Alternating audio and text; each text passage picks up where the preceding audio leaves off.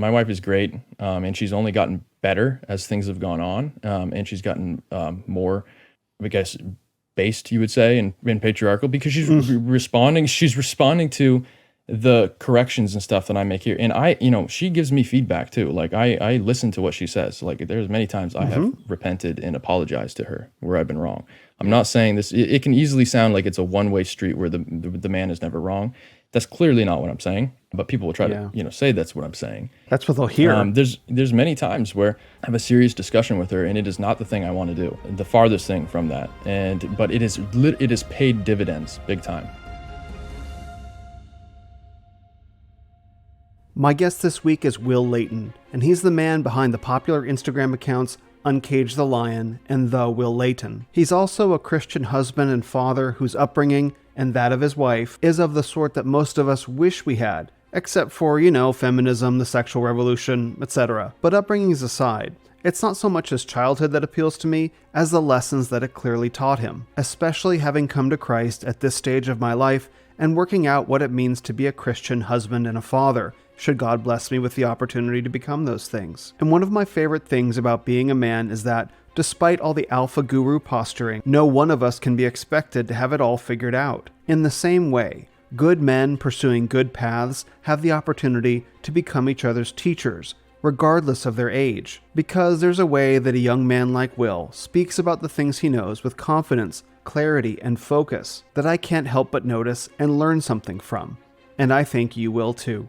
In our conversation, Will and I discussed the meaning of Uncage the Lion, the slow failure of the modern church, his most controversial post ever, how feminism damages women, modern evangelical coddling, speaking to your husband with respect, and finally, a brief explanation of Headcoverings.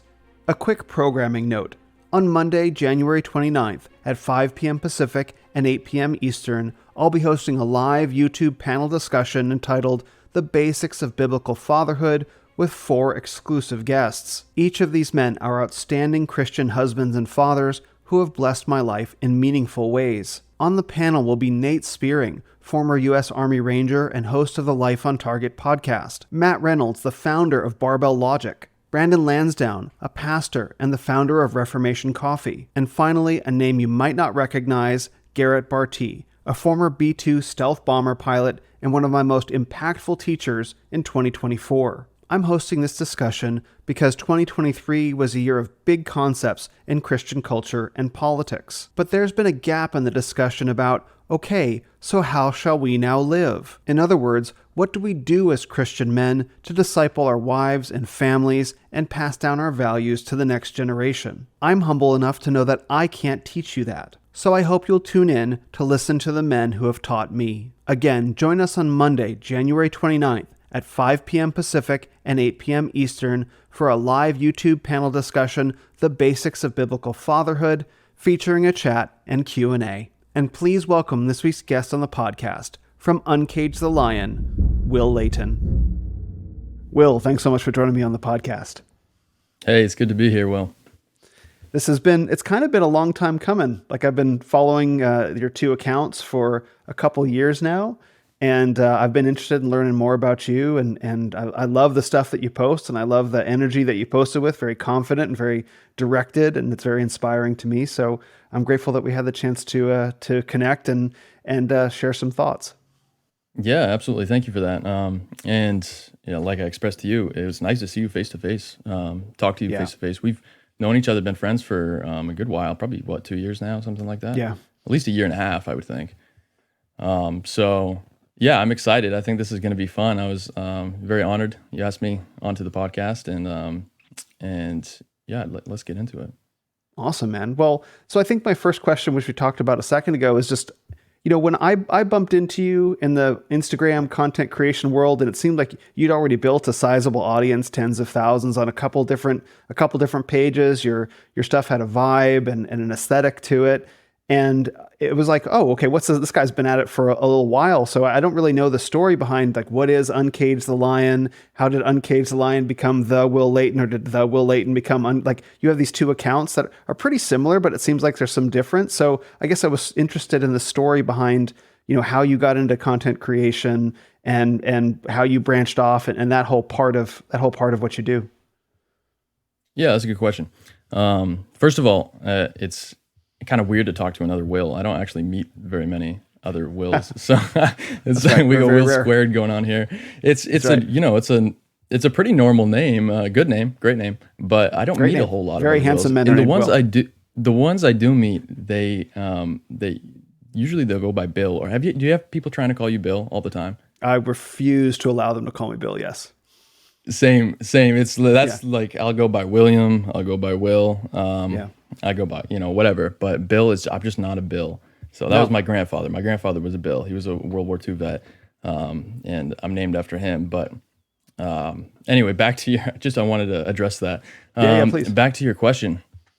So basically, probably 4 years ago now, haven't really been keeping track, but something like 4 years ago now, at least 3.5 years ago, I decided to start just kind of writing down some of the things that I've been thinking about masculinity. I've been interested in masculinity and Christianity and, obviously biblical masculinity for, a long time. My whole life, I was interested in it. I loved the topic. I loved talking about it with friends. And I had this one father figure in my life. I have a great dad, but he worked a lot. And so there was a Christian gentleman who was the father of some of my childhood friends. His name is Frank Speed, and he's an awesome guy. I still talk to him to this day, and he was like my second dad.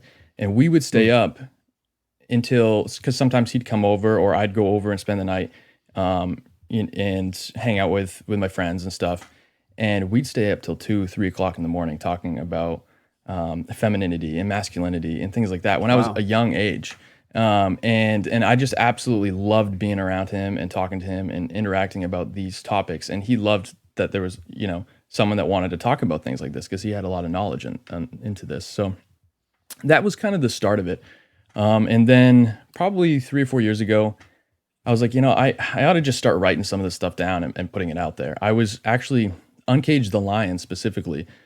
It's kind of a double entendre in a way, in that it's, about, when you uncage a lion, there's a quote out there, and I don't remember who it's from now. I probably should, but I think it's about the Bible. It's like, if you uncage, it'll fight for itself. Just uncage the lion. Mm-hmm. And then I also thought that's also a good way to talk about masculinity, because masculinity, it had been, at least when I was starting to get interested in putting that stuff out there wasn't a whole lot in the online social media. Instagram in particular is where I do a lot of my posts about biblical masculinity. You had guys like Doug Wilson and some other guys, but not many people my age that were talking about it. So when I started, I was like, well, that's kind of a good name for that too. So that's just kind of where Uncage the Lion came from. It's about both uncaging biblical truth and also kind of unleashing a masculinity that's I think in a lot of men that they maybe don't know how to access or to express in our modern feminized world, especially in the church context, because you and I both know that a lot of modern evangelical churches are very feminized. So that was a big spur for me. As to kind of the difference between the two accounts, I mostly post on Instagram, like I mentioned, but I use Twitter a lot to actually just structure my posts. I don't scroll on Twitter much, and I don't really interact on Twitter a whole lot, but I'll post on Twitter and then screenshot it and use it for my posts elsewhere. I just like that format. And my @theWillLeighton account, I just wanted to have an account that was a little bit separate. I mostly talk about the same things, but it's kind of evolved into a backup account for Uncage the Lion, because I started Uncage the Lion first. And so I, started getting warnings from Instagram about, my content being censored and stuff. And I could see the massive, the massive drop in engagement, especially. It's really interesting. Like, if you look at your stories, how many people view your stories. Like, I could have like 1,500 people view it one day. The next day it'll be like 200 max. And kind of depending on what I post, it gets throttled big time.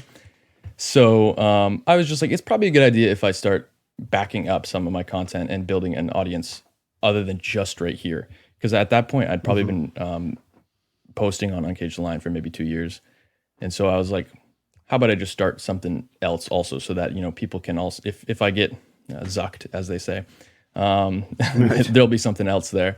So that's how I use it right now, and it might evolve into something else, but that's how I use it currently. And yeah, I was gonna say, I kind of got derailed there. I was gonna say that it started as a book idea. Uncage the Lion. I was gonna write a book, and I started writing about it. And then I was just like, man, I just want to get some of these ideas out there first and just kind of test the waters. So I started the Instagram account as a way of posting about things, just to do something, because my big struggle was being a perfectionist. Like, I'd always like it'd have to be perfect before I'd want to do it. And maybe you're the same way. I don't know. You seem like you might be. Yeah, you seem like you might be similar. So I was just like, okay, let me just get something out there, because and so, probably Will. Your name's Will, so there's the first clue there. Exactly.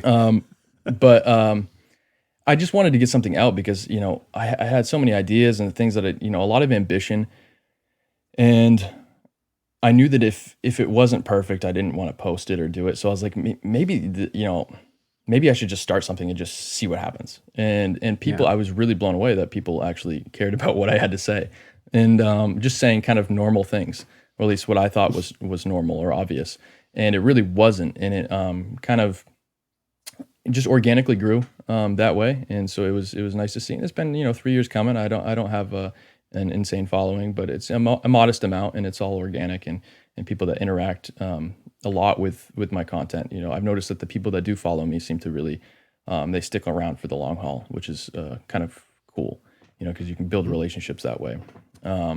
So yeah, that's my long-winded answer. You'll get a lot of those from me. And so, yeah, what else would you like to know?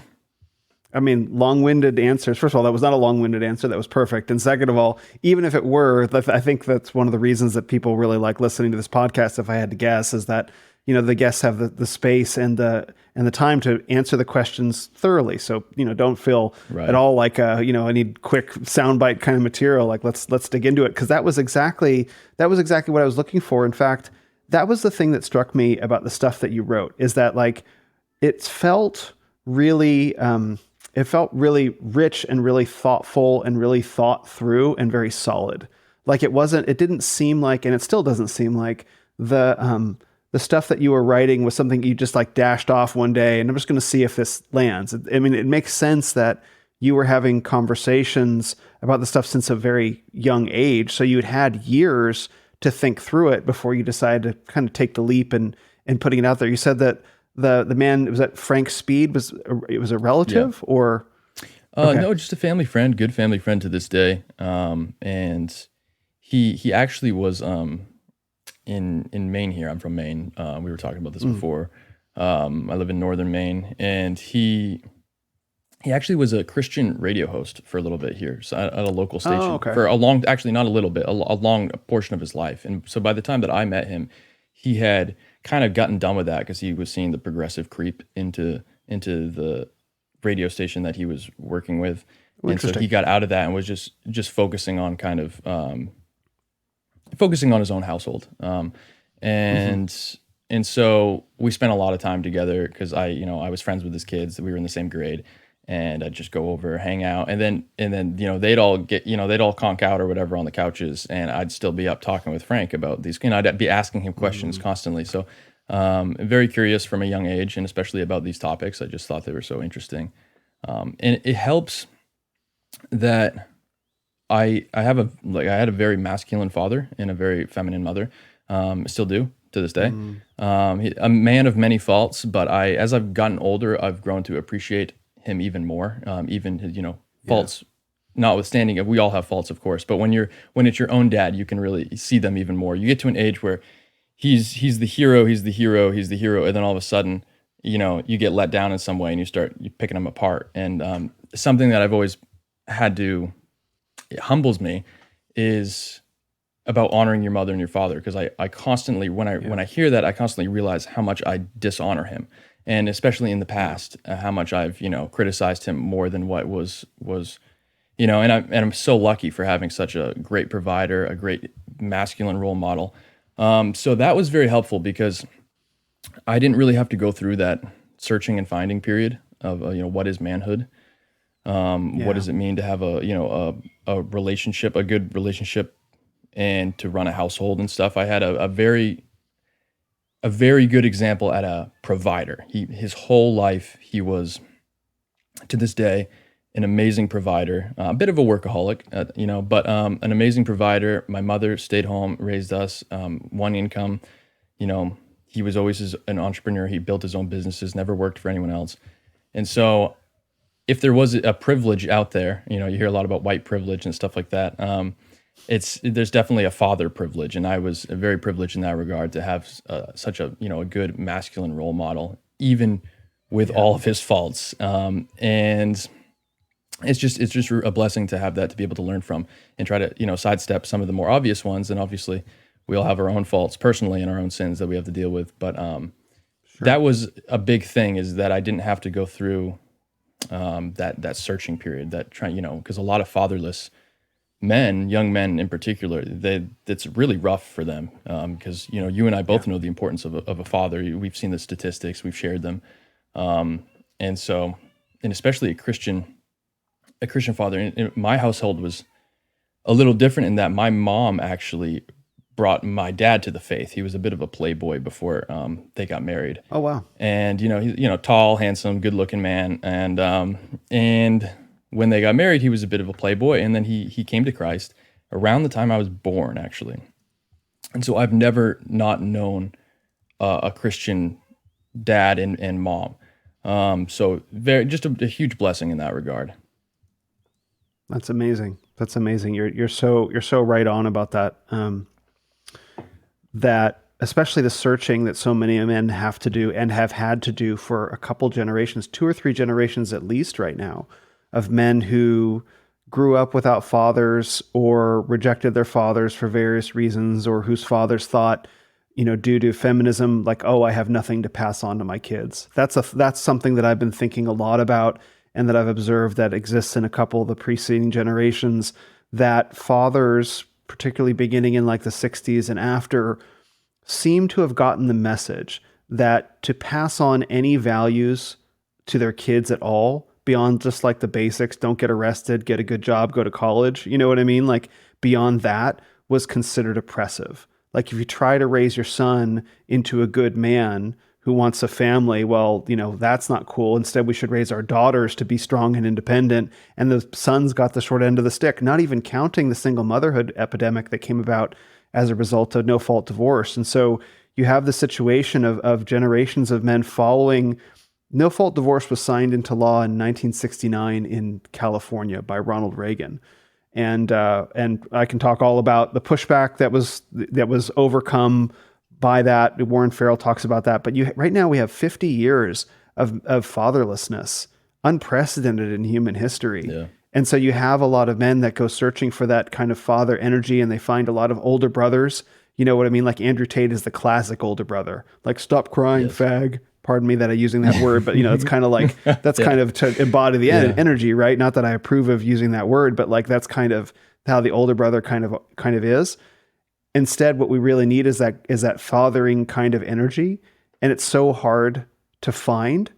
And so the men who have it and grew up with it, I don't want to call it a competitive advantage, but it almost is, you know what I mean? To know that's like, you have that part of yourself, or men who have that part of themselves, that question has been answered. If you've read the book, Wild at Heart by John Eldredge, he talks about the question that lives at the heart of every man is, do I have what it takes?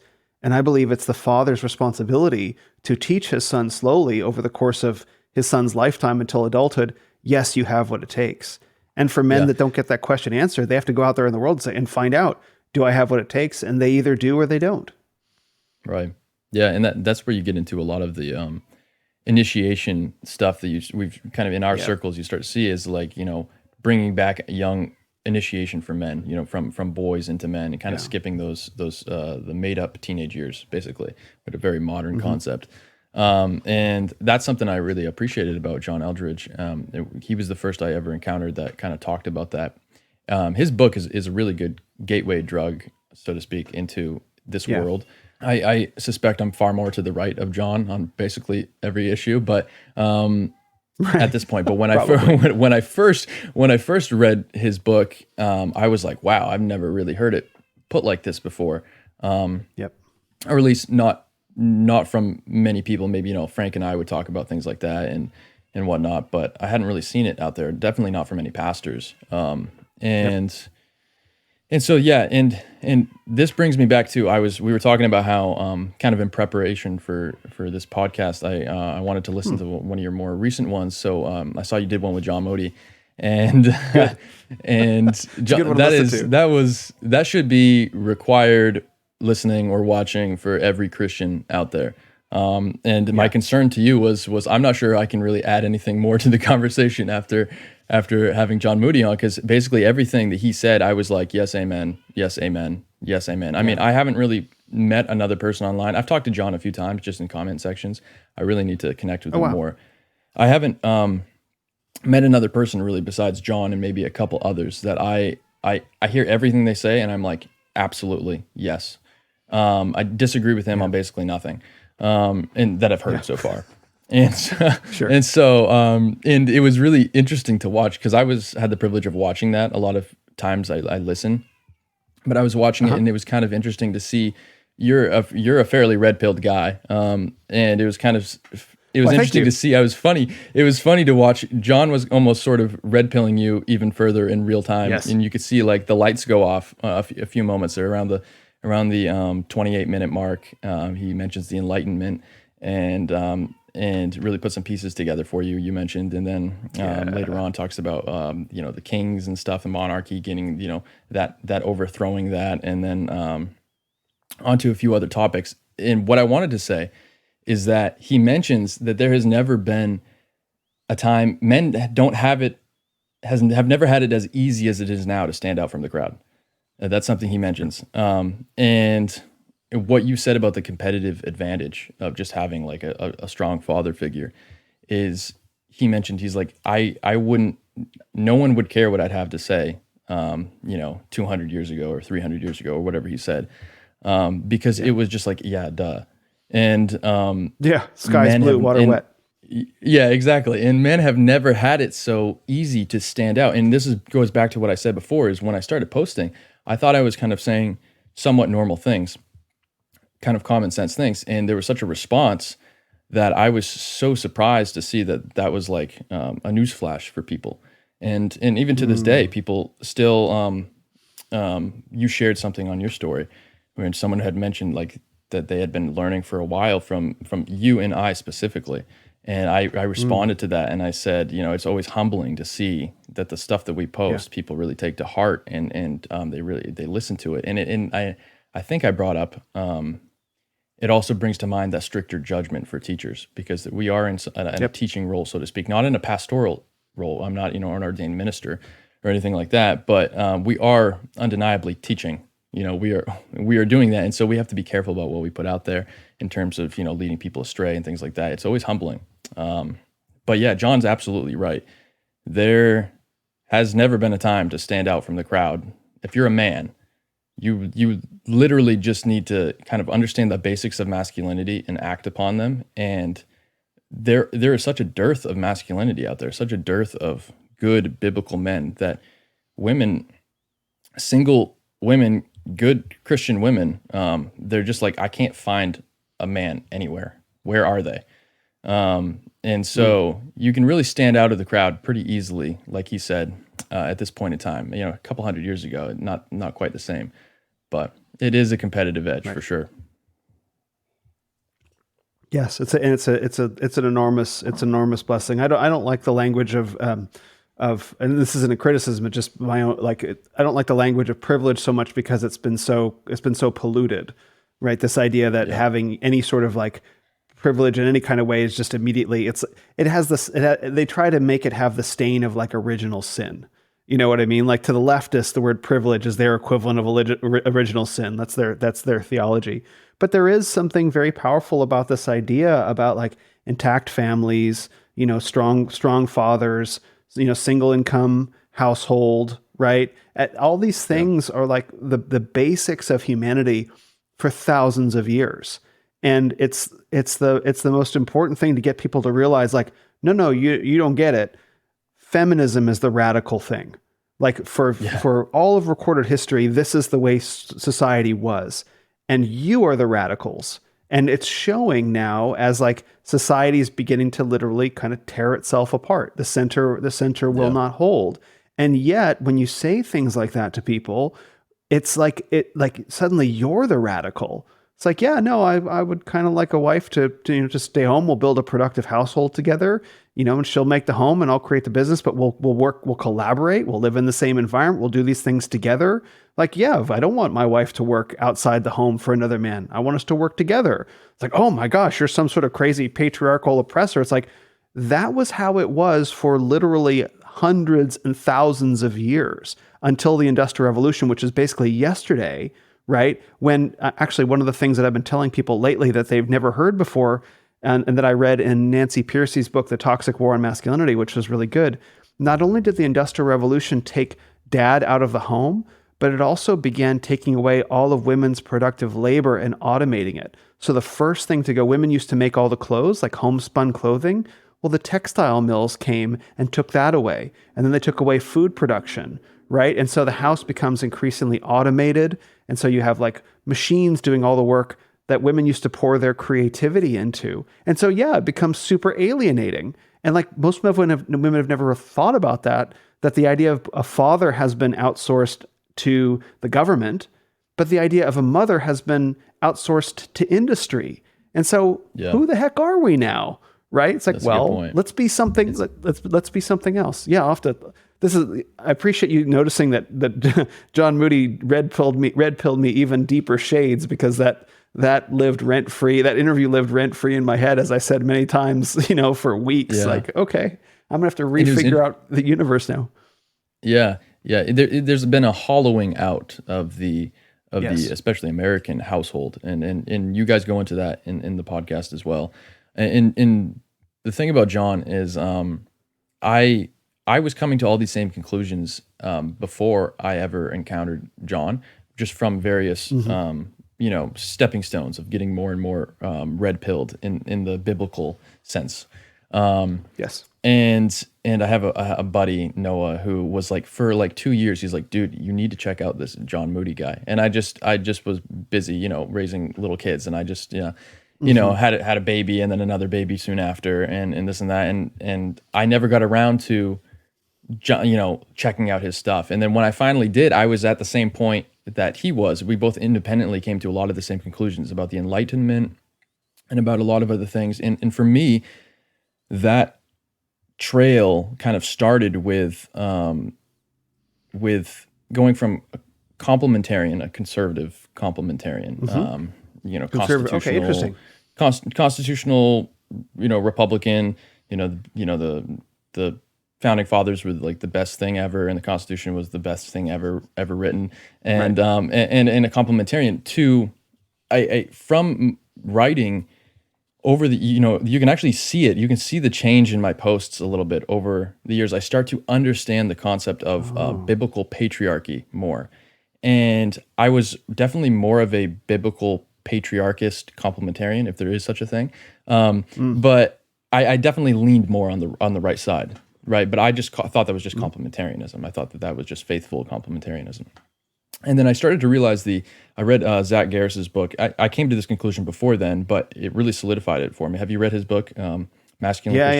Yeah, I had him on the podcast also. Oh, you did? Okay, so then I don't need to tell you then, but that was a really good, it sliced and diced the complementarian view, and it put words to what I was feeling and sensing and noticing, is that complementarianism is essentially functional. It's functionally egalitarianism everywhere except for maybe in marriage, right? And so I became a pretty solid biblical patriarchist maybe 2 years ago or something like that. And you can see the change in tenor in my posts a little bit. And then that led me to a bunch of other, rabbit trails and things like that. I started looking into, like, for instance, head covering and some of these other biblical practices, and I started to realize that if I'm going to be consistent in my beliefs, that's a big topic right there. So that's a big, hot button topic. Yeah. Even amongst conservative Christians, that's a big one. But I posted about it on my, I have I think a highlight on my Uncage the Lion on kind of my thoughts on head covering and stuff. So if anyone's interested, they can go check it out there, because I probably fleshed it out there a little bit better than I can do off the top of my head here. But I researched it pretty in depth the early part of this year, probably 4 or 5 months, just only researching it. Wow. And yeah, so it was something that I wanted to get right, because there was a lot of conflict going on about it in the space, and so I really wanted to come to a pretty firm conclusion on it, independent. So I dug into a lot of the older sources and read a lot of the old dead guys, the smart old dead guys who are a lot smarter than us. Wait, were they white dead guys? Because you shouldn't be eating them if that's the case. Oh yes, they were. Yeah. Amazing. And so one thing led to another, and you can see the change over the course of the years, a little bit at a time. But basically, that led me to the belief that if I'm going to be consistent, if you would have, I'm rambling here a little bit, but if you would have asked me 2 or 3 years ago, do I think that, and John touches on this too, which is funny, do I think that, women, that we should repeal the 19th Amendment? I would have said, are you crazy? What do you mean? That's very radical. Now I'm like, absolutely, I'll do it tomorrow in a heartbeat. And it's just the transition has been not being ashamed of what the Bible actually says about men and women, and in the hard places, and actually applying the things that you say, that you believe, consistently to the other spheres, the spheres, sovereignties. There's a book out there about that. Applying it to the other spheres. Yeah. And applying it consistently. And once I decided to do that, it just it all opened up. It made sense. And so in terms of patriarchal, that was like, yes, only men. And like John said, not even all men should be able to vote. There should be pretty substantial limitations on that, but definitely no women. No women pastors. That was something I was already on board with, but that's a whole nother topic. Of course, that's a huge hot button topic. Then actually got me into why, but go ahead. Sorry. Right. It seems very clear cut and dry, but man, people love to twist scriptures. That's true. Especially when you've been seeped your entire life in modern egalitarian thought, feminist thought. Yeah. Even the conservative people, the really conservative people, they're still operating on a foundation of that egalitarian. That's why you have to understand what the Enlightenment did. And you kind of have to roll back the curtain prior to that to really see, okay, what actually has happened in the last 200-300 years, from the late 1600s, early 1700s until now.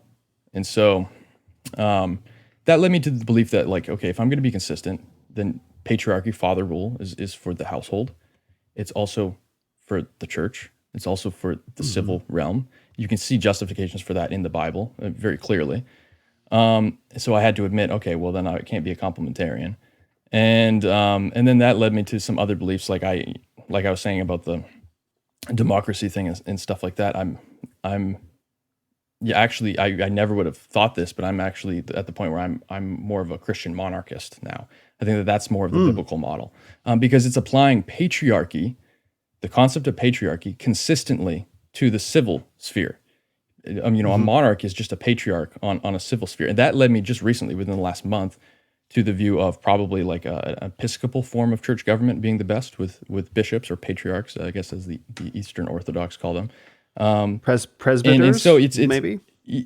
Yeah. Well, I'm also, I like Presbyterian as well, but it's applying that consistently across the board that has kind of blown my mind, because that's the way that God designed the world. And so when you see that, it's kind of hard to unsee it. So anyway, I went on a little bit of a train of thought there, but it's something I wanted to touch upon, because a lot of the things that you talked about with John Moody, I think, can easily flow right into that. Yes, I agree. Yeah, there's something that starts clicking into place about a lot of different ideas once you really start reading scripture and see what it says and looking closely at it, particularly with regard to the family. And it all spreads outwards from there. And scripture is clear. It is clear right? There's no, yes, you can twist it, you can bend it all around, but when you actually read the book for yourself, just read the words, pick whatever translation, pick the ESV, I read the NASB, whichever one, most works with how you like to read, and then just read it. And like, okay, do we have the courage to say what the book says? Right? And the answer for most people for that is like, well, no, we don't. Okay, well, then what do you... When it messes with your modern priors, all of a sudden you don't. Yes. And that's the thing. We have to get back before. We're so steeped in modern thought. We have to get back before that to actually understand what we are so far from what the biblical authors would have understood about culture and the things that go around with that. We're so far from that when we read the Bible through a modern lens, it's almost impossible to not come to all these various different conclusions that we can happily think that we're being consistent for years and years until maybe we really dig into it and then realize, how did I not see that before? So, yeah, I think a lot of it, this is just my own research where my thoughts have been coming to is, I listen to Doug Wilson, a lot of those guys talk about church history, and they say, which I think is true for a lot of modern evangelicals, church history begins with Billy Graham. Like, okay, I could kind of understand that. I mean, again, I'm new to the faith, so I don't really know who Billy Graham is. So I've gone looking into Billy Graham. Like, who is this guy? And as I've taken a look at him, it's like civil rights crusader, good friends with Martin Luther King, who's actually getting his legacy just destroyed. I don't know if you saw that this year. I shared some of that too. I was happy to see that. Yeah, he's a heretic. Yeah, it's coming around. Simple, so, yeah. Yeah. Well, I mean, and all the unassailable saint, one of America's unassailable saints, like Martin Luther King, right. Abraham Lincoln is another one, that people are starting to take a really hard, close look at. And I haven't dug into that yet, but I mean to. I definitely plan on it. So I have lots of friends that have really dug into it. So I know I kind of know behind the scenes a little bit on what I'm going to find, but I haven't really done it for myself yet, if you know what I mean. I do. There's a YouTube channel called Razor Fist, and he did a breakdown, like a 40-minute breakdown of Abraham Lincoln and the Civil War and stuff like that, about how there's these founding American myths that are unchallengeable. The Civil War being one of them, and World War II being another one, right? And so you don't go looking at that because like the American mythos is embodied in that. And so what the left does is the left says, well, we have to go looking into, Christopher Columbus, and we have to go looking into like things like the Gadsden Purchase and the westward expansion, right? And the cowboy mythos. Yeah. They go looking into that, but don't look into the Civil War, right? So it's like, well, you started this, you know what I mean? Let's actually start looking into the root causes and the impetus behind it. And just to finish the thought about, well, I lost the thought about Doug Wilson and all that, but so that like we'll just rush off on this because you got onto Billy Graham and kind of revival. Oh yeah, oh that's right. And so looking at Billy Graham and seeing the things he talked about, and then seeing the things he didn't talk about, right? When you start beginning to get a sense of what topics of historical Christianity, particularly Calvinism, got sawed off. You know what I mean? In preaching a gospel that wanted to reach more and more people. So going for size over truth and beginning to get a sense, like maybe not him specifically, but what has led to all the softening of doctrine in America. Well, like we come back from World War II. This is the story that I'm kind of making up. Obviously I wasn't alive, but we come back from World War II. You have millions of American men, hundreds of thousands or millions of American men dead, right, in rotting in the South Pacific or in Europe, or the rest of the men come back with serious shell shock, post-traumatic stress is what we call it now, and then you're trying to rebuild a civilization that's like, well, let's see, we just saw the horrors of World War II, and then we had the Great Depression, and then we had World War I, all within memory, and so where is God in all this? Right, it was a real crisis of the American consciousness, and so what was provided was not God's sovereignty. God is sovereign over all. It was something a little bit softer and a little bit easier to take. And maybe not all that much softer, but it only gets softer after that point. And so now we have these woke evangelical churches that can't give people basic truths about the family. And that's what it was always going to be. That's what it was. That's where it was always going to be going to be undermined. And so to talk about this is what God says men and women are for. Men and women are for. Period. And no one wants to hear it. Right? So just the last thought I'll share is that you're right. We're not ordained ministers. I'm not, right? I didn't even grow up in the faith. However, why is it that men like us out in these kind of parachurch kind of roles are the ones saying these things? I shouldn't have a job. We shouldn't have to be talking about this. It should be like John Moody, where it's like, yeah, no one cares what I have to say because I just basically told them, sky up, ground down, right? And I kind of feel like that sometimes, where it's like, what else is there for me to say? Well, and then I'll get some inspiration here and there. Like if you notice, I don't post super consistently. Like I probably could. I probably have a lot more followers by now. Sure. Because when I do post, I get a lot of engagement. Generally speaking, in terms of a ratio from like the amount of followers I have to the amount of engagement. And so if I was more consistent, I think I'd really have grown a lot more, but I get almost tired of saying the same thing over and over again, because it's like I mean, I am talking about different topics, but it's all basically around the same worldview, the same foundational thing. And once you grasp that, it's like these other things I'm talking about are a natural outgrowth of that worldview. And it's just a biblical patriarchal worldview. And so I almost get like, is there anything more for me to add? I feel like that sometimes. And then I'll say something and then, it'll blow up. And I'll be like, well, I guess there's still a need out there for people to hear this. Whether, it's a lot, I get a lot more, it's kind of interesting. I get a lot more positive feedback now, than I did in the beginning. And kind of rarely get the really negative responses at this point. I do get them still. But it's kind of interesting. I'm reaching more people now, and I'm actually getting less. So it's kind of good to see that the online Overton window and into these topics at least is kind of moving more towards the right, more towards the biblical patriarchal view of things. One time, I think I cut you off there. I wanted to That's fine. finish this thought though. One of my most controversial posts I ever did was the one I thought would be the least controversial of all.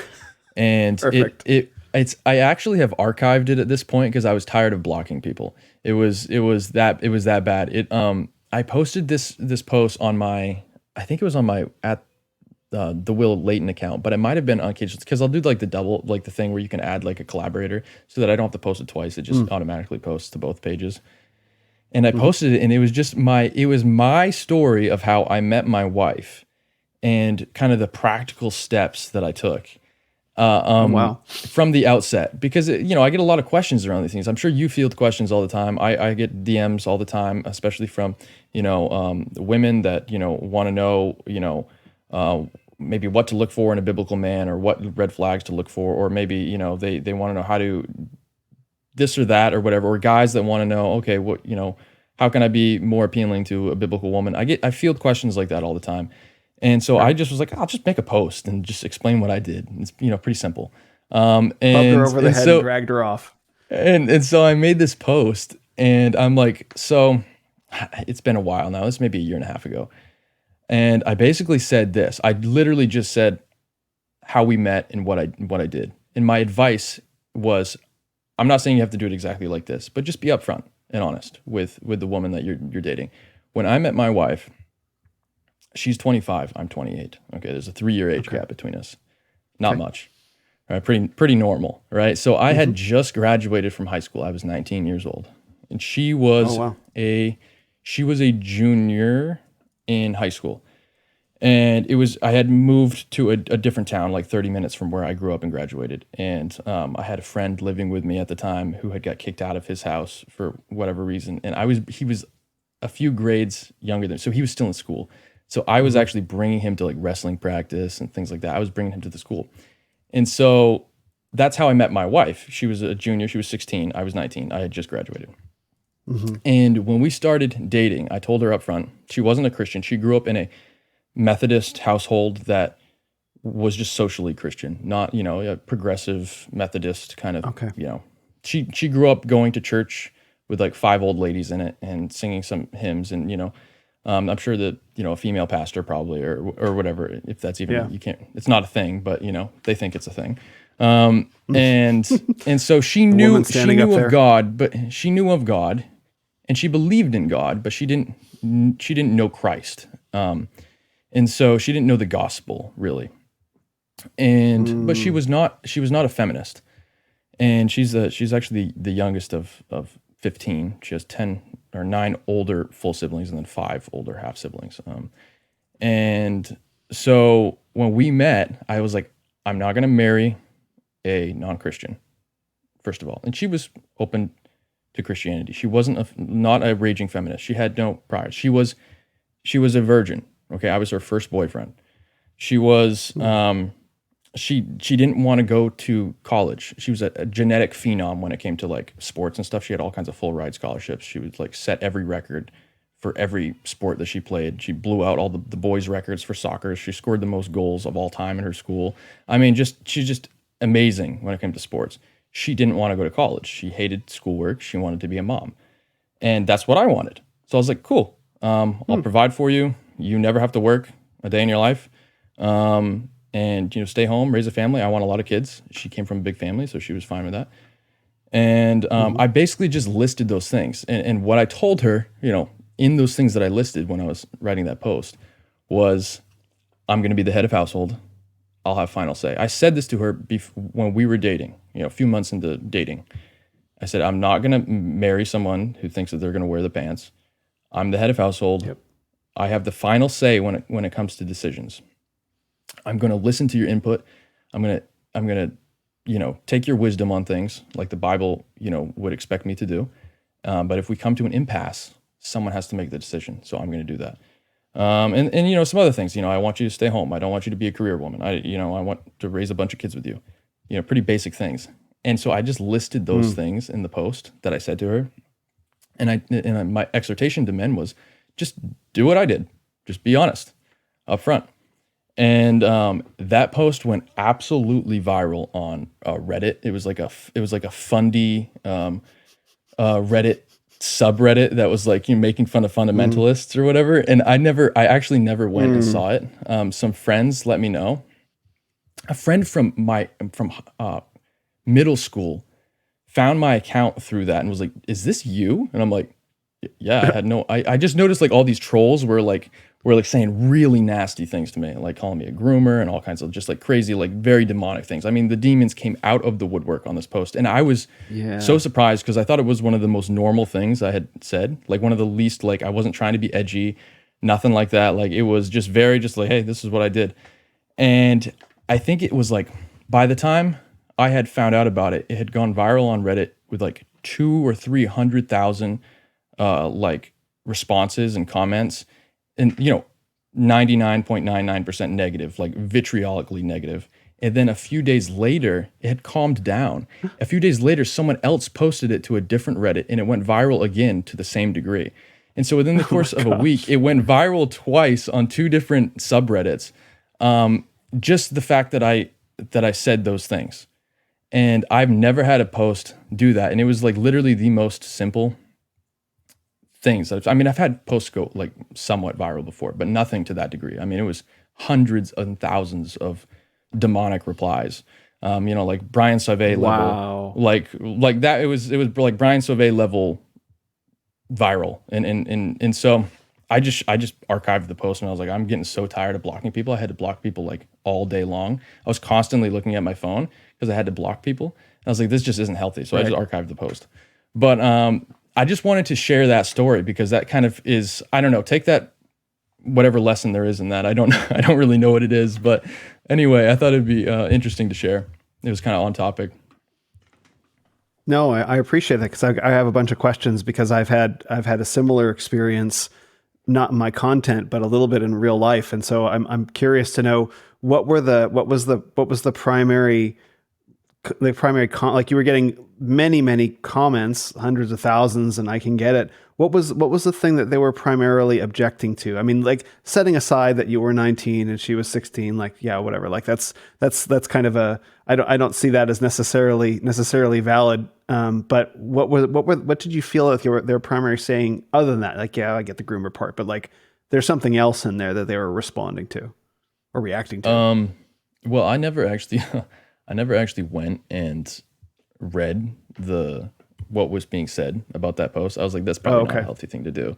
And so a couple friends read it. I sent it to a couple friends, and I asked him like the next day, I'm like, how bad was it? He's like, it's bad. He's like, it's really bad. And he's like, but there was some really funny comments in there. He read one to me that he thought was hilarious, and it was like disparaging towards me, but it was actually funny. I laughed at it. I was like, that's hilarious. But I forget what it is now.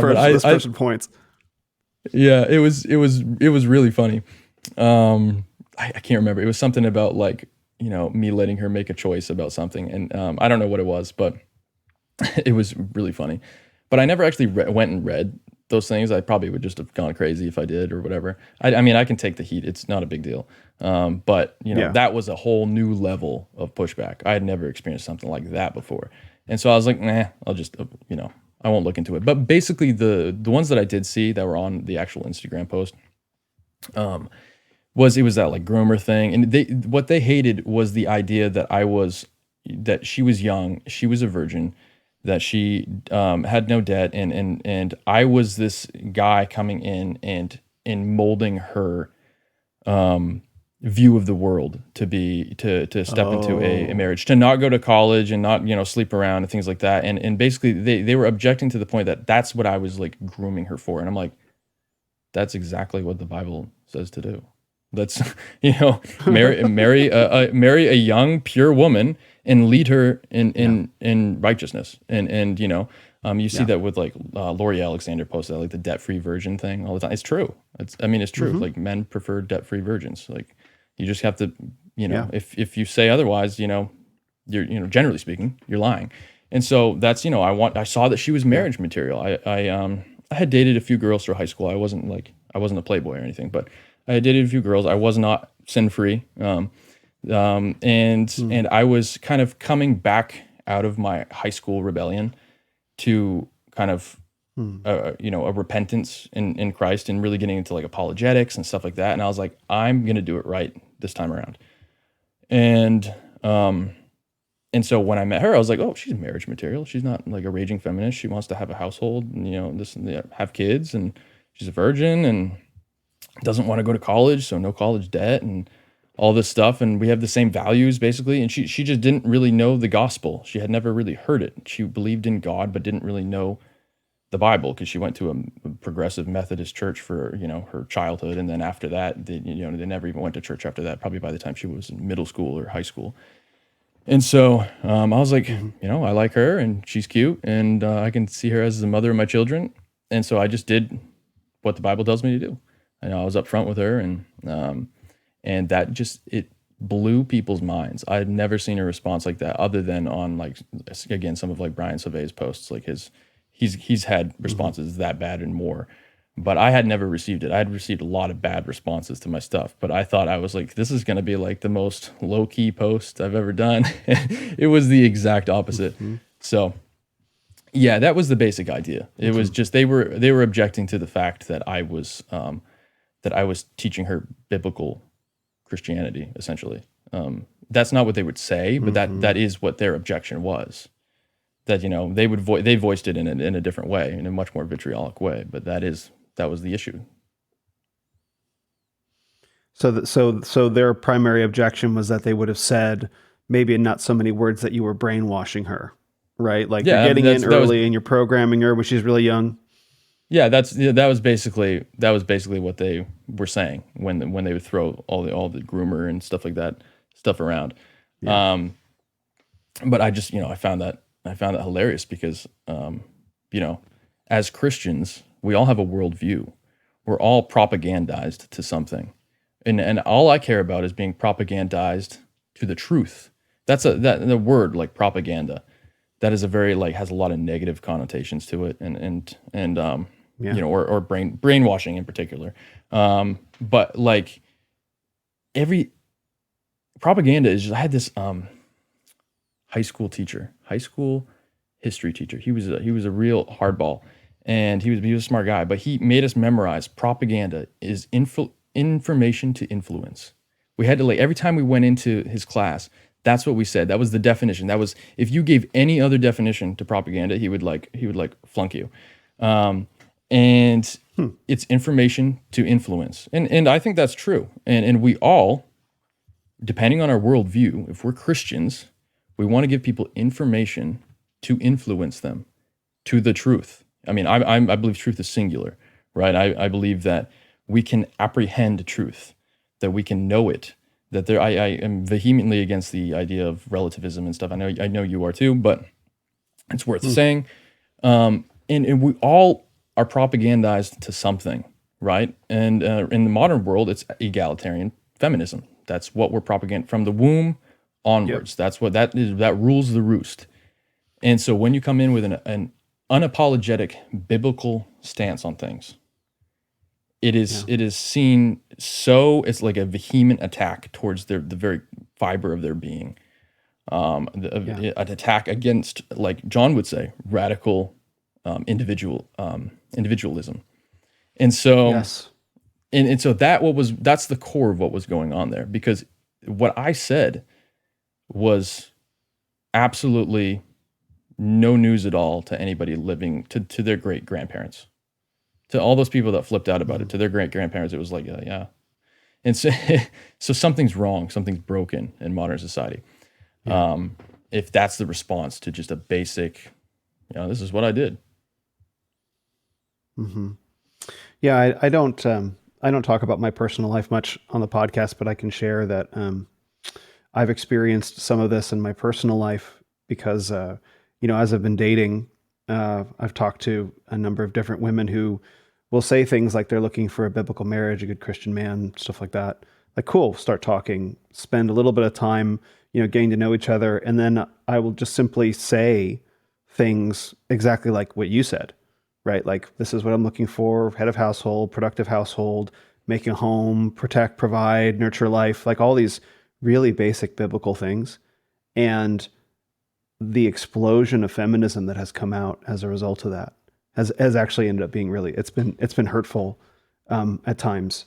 And I don't take it personally. I don't get mad about it, but to recognize that this feminist programming runs so much deeper in women and in people, because as I've reached out to friends and family members who are not believers, I have many believing friends that have been great supports for me and examples and inspirations to me. And I have friends and family members who are not. And as I've tried to talk to them about these experiences, I've had to walk them through the ideas that we just talked about, right? So trying to generate sympathy from my loved ones, attempting to give them an idea like that is so deeply confronting to them. And it's like, it really introduced me. I think it's really easy to get into social media and to live in kind of like social media bubble world. And I had a good friend of mine say, very successful creator on Twitter, like, feminism's on its last legs. Like, I've got them on the run. And I was like, bro, like, I love you, bro, but go outside. What I mean? So, and I love the guy. I say this with all, you have no idea. It's still the default religion. It's still the default religion of America. And what I told him, as I said, look, feminism will be on the run and over when the next generation of mothers and fathers, which would be at this point, millennials would probably be young parents, Gen Z might be getting there depending on how old they are like, yeah, no, we're not raising our daughter to go to college. She won't have a career. She'll be a stay-at-home mother, and that's how we're raising. That's when feminism will be done. But like I said, I think a lot of people are very happy to say things like, oh yeah, no, I'm not feminist, right? And then you tell them like, well, are you going to raise your daughter to get married at 19, 20, 21, 22? Maybe she'll go to New St. Andrews College, if that, and watch them hesitate, right? And I liken it to people from California or blue states who move to red states. Like, yeah, okay, you saw that liberal social policies lead to the demolition of your cities and states. Okay, fine. So you move to Texas or you move to Arizona or Florida or whatever. And then the presidential election comes around. Are you going to pull the lever for Trump or not?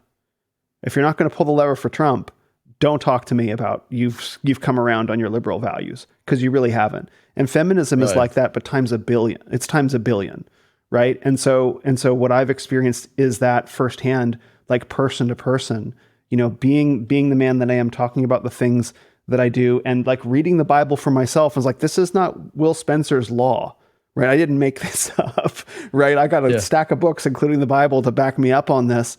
And then to have it flipped around on me, and to see it just explode out, it's been very, very difficult. And so I can relate very much to what you've experienced in my own way. And it's tough. It's really, really tough. And so I appreciate that. Yeah, go ahead. Actually, just finish your thought first. No, that was basically it. Like, it's just, Okay. It's tough living in the world the way things are right now for various reasons, talking about what were considered obvious truths for hundreds of years. Yeah. Yeah. And that's why I tend to encourage men to, and that's why I love what Lori is doing, because she's really unapologetically saying some of those things. And you're seeing the flip side of that, maybe was the way you said it. Yeah. I was very, very lucky to find a girl that was not completely indoctrinated by the feminist culture. Yeah. Her mom is a liberal, and she had to go to college to appease them, just a 2-year degree, and that kind of thing. She did it to, she actually didn't go into any debt. She I think she ended up actually having money left over, something from grants, but which is rare.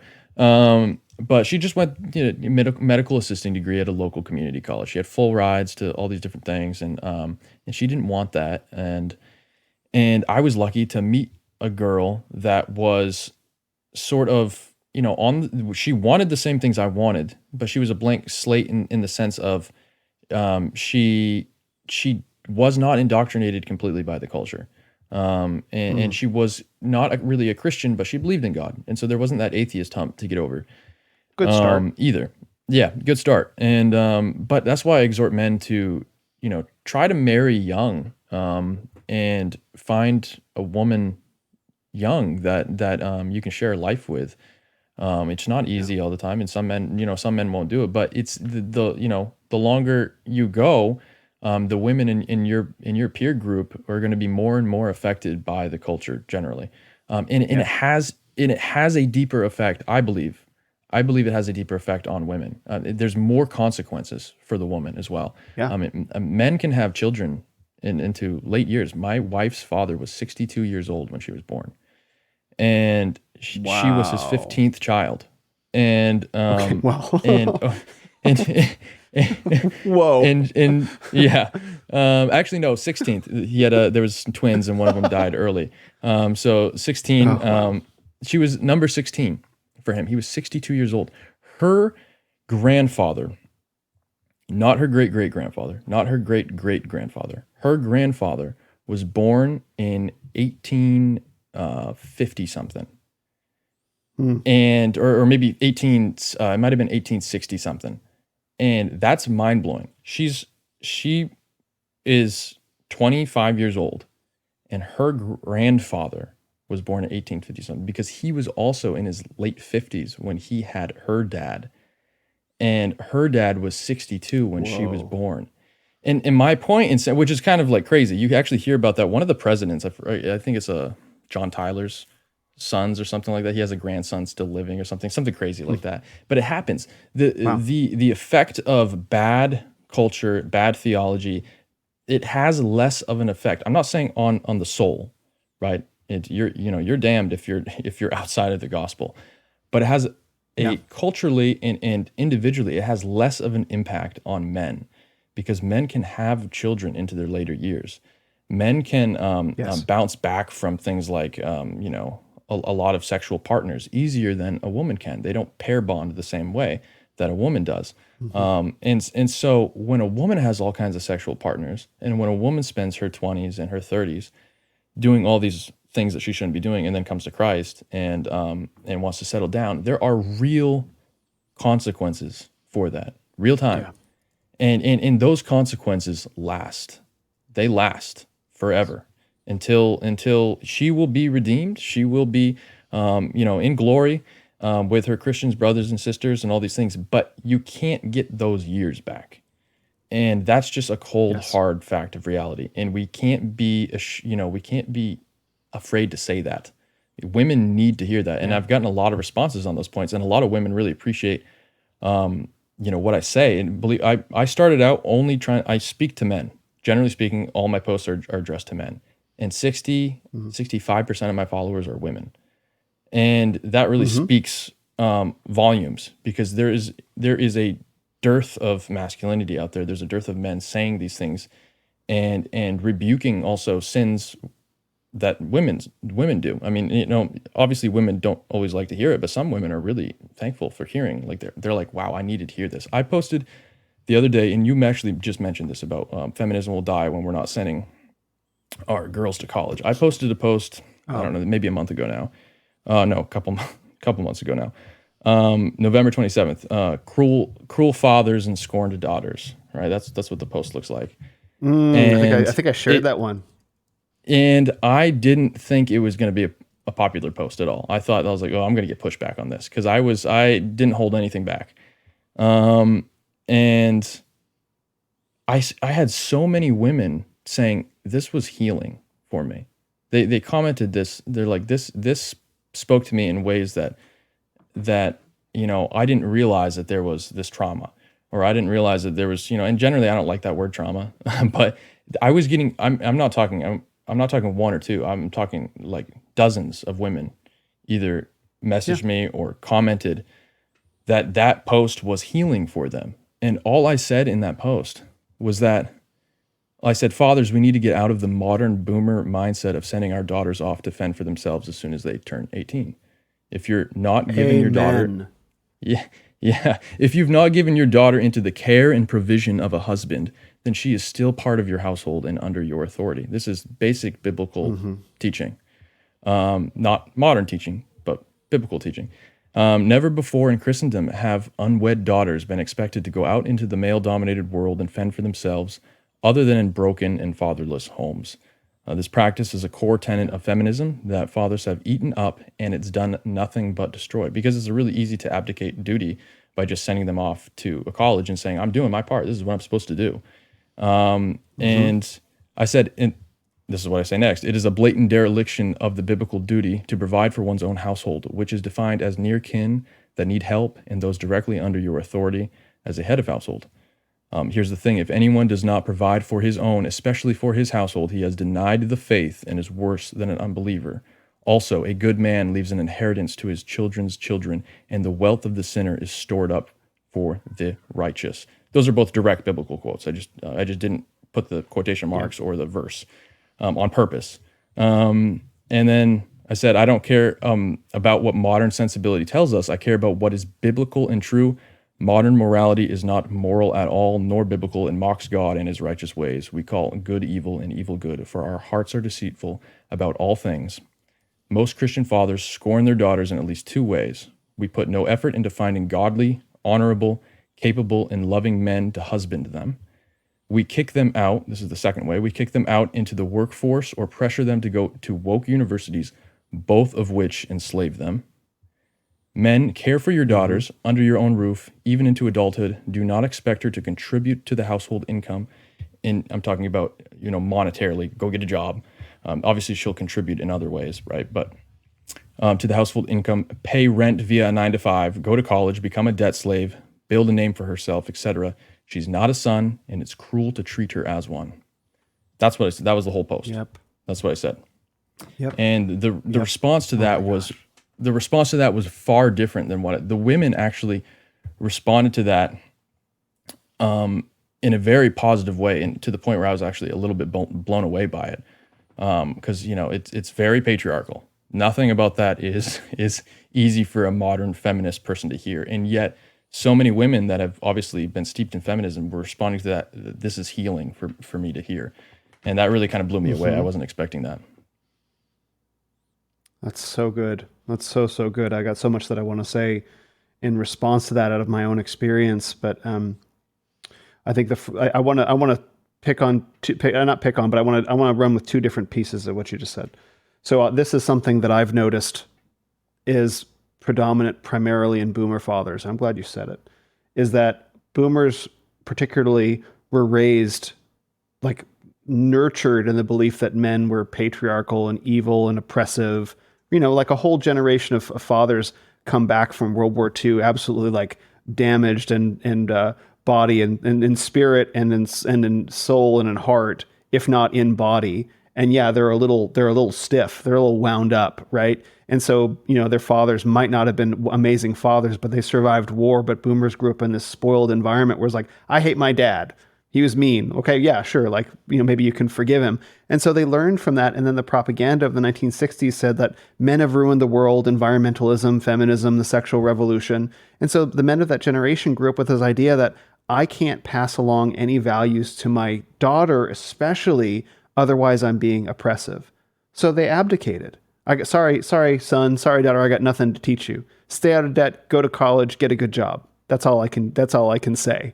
You know what I mean?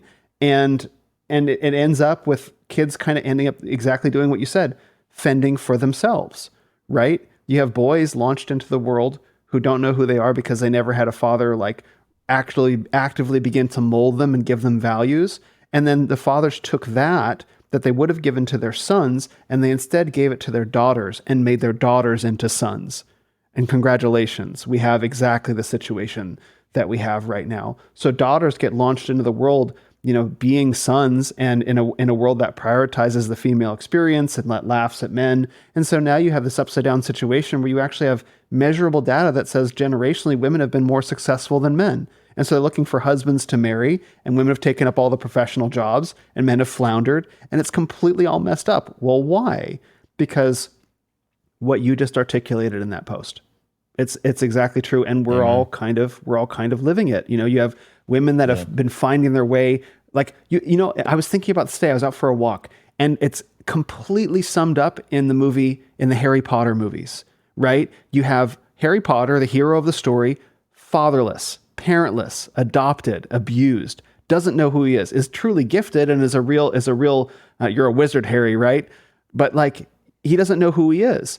And compare him with Hermione Granger, who shows up and is immediately on the button and knows who she is and is really the agent who drives the entire plot forward. Not that I want to do the leftist thing of compare all reality to Harry Potter, but you kind of see that dynamic all around us right now, right? And so as you're trying to de-invert society, you're having to encourage the Harry Potter guys sort of to step into what it actually means to be a man, right? Where you have these bullying older brothers around them rather than fathers. And then you have to get Hermione Granger to stop running the show, right? And I don't know how well it's working, but I'm grateful that the women are reading the post and responding to it. And the only thing that I want to say in response to that is to pull off of the same idea that I said earlier. We have to get out of social media bubble world. It's all well and good to like and share posts on social media. Fantastic. Amen. Praise God and do that. But I really encourage women to spend a lot of time on their own thinking through how you will respond the first time a man says no to something that you want. The first time he really says, no, that will not be good for you. That will not be good for our family. That will not be good for our children. A hard no. A man that you're dating, that he says that's not acceptable. Not that he's telling you not to do it, right? That you are forbidden from doing it because he's not your husband. But the first time a man puts up a hard boundary, how will you respond? Because I think that it's really good, and I think it's wonderful that women think through these things, and they read the posts and they enjoy them. But how will you respond, boots on the ground, the first time your boyfriend, your fiance, or your husband delivers that first hard no to something you really want? Who will break? You or him? It probably shouldn't be him. And that's the thing that I've experienced is that there's a lot of big talk from women who say, I'm looking for a biblical marriage. I want a husband to submit to. Cool. Fantastic. Amen. Praise God. But you still have to be willing and able to hear the word no and accept that and love a man enough that find a man. I'm going to tweet about this. I wrote it earlier. Find a man who loves you enough to say no and respect him enough to listen. And you have to do both.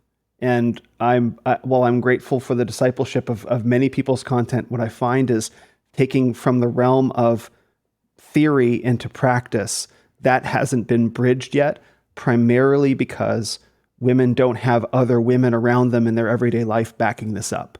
Like you can read Laurie Alexander or Rachel Wilson or all these wonderful female content creators that women, or Feminine Not Feminist, Bernadine, Dear Sister, name them. They're all huge fans of all of them. It's definitely one thing to be taking in the content.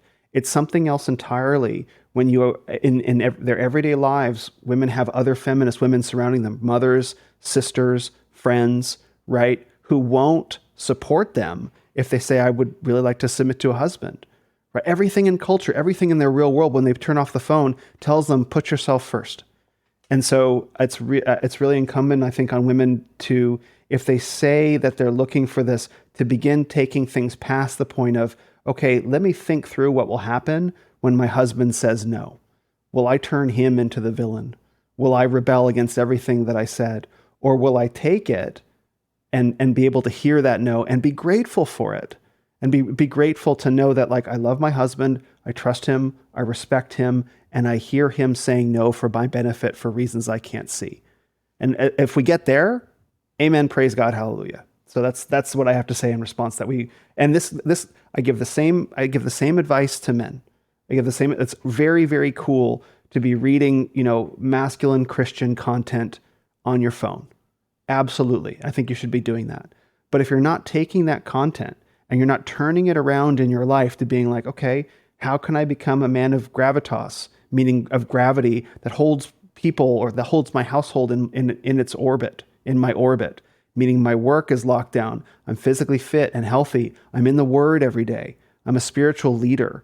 If you're reading content online and not actively cultivating or finding sources of cultivation to make a difference in your life every single day, if you're not doing that, you have to take the theory into practice. And this is the thing that both men and women have to do in different ways. Amen. That was a sermon right there. That was good. No, thank you. Yeah, that was good. I try to be equal. I try to say the same thing to men and women. I try to say the same thing. This is not like all the problems are on women's end or all the problems are on women's end or all the problems are on men's end. We both have our own sets of problems. And so, like, equal weights and measures, but we both have to be tackling them actively. Yeah. Yeah, absolutely. That's something that, I tell men as well. The biggest thing is, I see two different things, generally speaking, and the people come to me with. More often than not, I see, and maybe it's just the world I'm in, the social sphere I'm in, patriarchal, masculine, reformed, Christian, pretty niche, right? But I see so many women that ask me, how do I get my husband to lead the house spiritually? There's so many men that are just completely dropping the ball there, and they don't know what to do because they don't want to lead the house. They understand intellectually, they assent to, I'm not supposed to be the leader. I'm not supposed to be the spiritual leader. But they are also the ones that are interested in the spiritual stuff, in the theology, in these things. And I have to try to find line because I don't want to step on her husband's authority, right? I'm not her husband. I'm not her head. And so I have to, I've really kind of toned back some of my responses. Like I don't get in nearly as many like debates with women online. I'm just like, if you don't like what I said, take it up with your husband. That's my default your response now. That'll make it better. That's what I say now. I mean, I have a pretty firm policy at this point to not argue with women online, especially women that have husbands. It's never been fruitful, generally speaking. I've almost never have I gotten into a debate on my post with a woman, and then maybe it's gone to DMs or something like that, and she said, "Oh yeah, you know what? That makes a lot of sense. I see your point of view." It generally turns into like this like weird thing where they hate follow you and they just like you know what I mean? And so I've gotten to the point where I've seen the futility in that. I used to debate people a lot more. I used to be a lot more patient. I have 2 little girls now, 1 2 and 1 8 months old, and my time is so it's personal almost. My time is for them and for my wife, and I've gotten to the point where I have to be a lot more guarded with my time. But I say all that to say that there's really two things going on that I see. Women that are at a total loss on how to get their husbands to lead their household spiritually. And there's only so much I can say. There's only so much I can input. Like there's this I have a couple of them, but there's one woman that almost asked me the same question like 3 different times over the course of like a year. And it's my husband is so stubborn. He doesn't think he needs any, male friends. He doesn't want to, go to church. He says he's a Christian, this and that. What do I do? And I'm like, there's only so much Probably I can messaged say. me too. there's only so much I can say. I mean, what more can I say? And it's one of those things where, again, I don't want to step on his authority, but it's really important for men. Basically, my default response in that scenario is you got to try with your feminine sensibilities and feminine persuasion to get him to step foot into a good Bible believing patriarchal church. The patriarchal church is really important because the women in the congregation of a patriarchal church are going to be generally a lot more supportive of a woman who's trying to learn how to be a biblical wife, to listen to her husband when he says something like no. Right? When she goes to ask her friends at church, what do I do in this scenario? It's going to be, and I'm not saying it 100% of the time or whatever, it's going to be more likely that in a good, maybe reformed patriarchal church, the women are going to say like, you need to listen to your husband. He's the head of the household, this and that. More likely, yes. Yeah, more likely. Not all the time. I'm just saying more likely. And the other thing I see is I have guys that have followed my content for 3 years now. And they'll respond to every post, and they'll still say, "Oh, where are the women? This and that," and they're very like black pilled and stuff like that. And they understand every theological concept, and they understand everything they have to do. They've read everything that I've said. Not that I'm the be all end all. Just they think what I say makes sense and this and that, and they never put it into action. And they're very, very passive. And the thing is, the hard thing to do, like you mentioned, is to actually say no to your wife. It's so much easier to avoid the argument. It's so much easier to avoid the argument. I've been married for 4.5, going on 5 years. I have 2 children.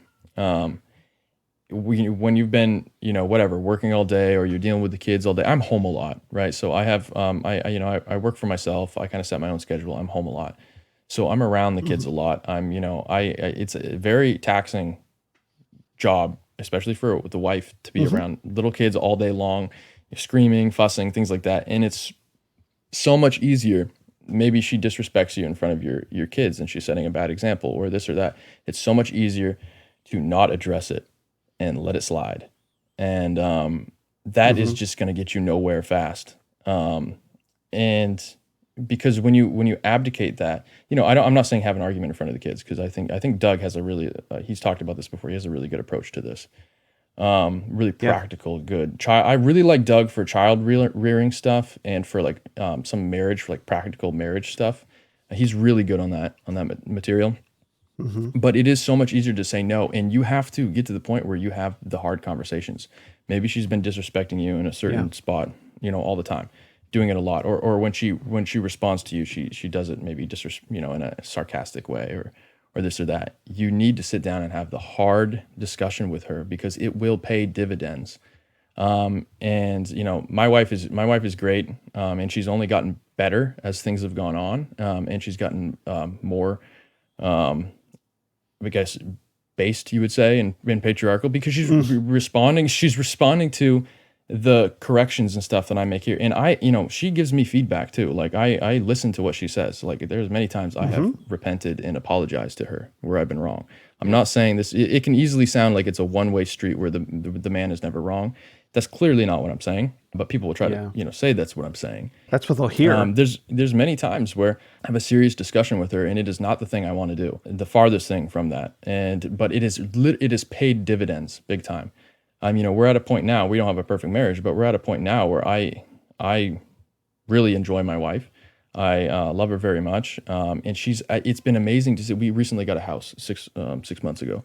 We bought a house. We were living in a little apartment for the entirety of our marriage for the last 4 years.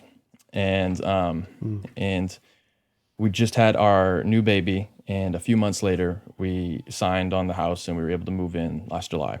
And it's been amazing to see how much she has flourished with, me providing a home for her, that she can really have space. She's been baking bread. She's been doing all kinds of stuff, just doing all that crafting stuff. Like what you said, the Industrial Revolution has taken away. Like she made some wool mittens last night and on a whim.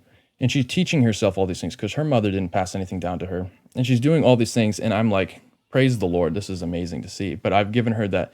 I've tried very hard to give her that space and the ability in the stuff she needs to do those things and make this house a home and to cultivate these things.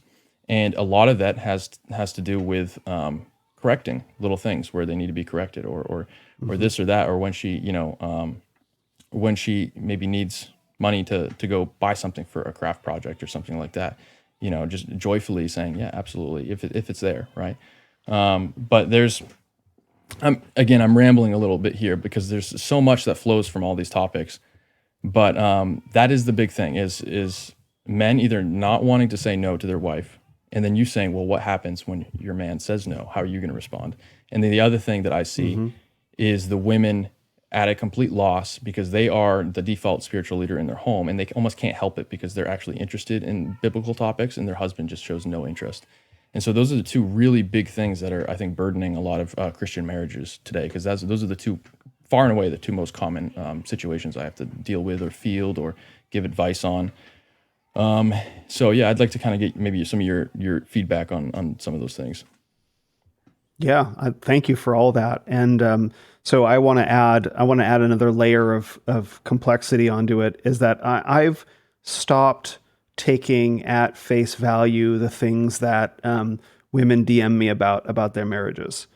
Not because I have no ability to validate. I have no idea what's actually going on in your home. I don't even know if you're a woman, right?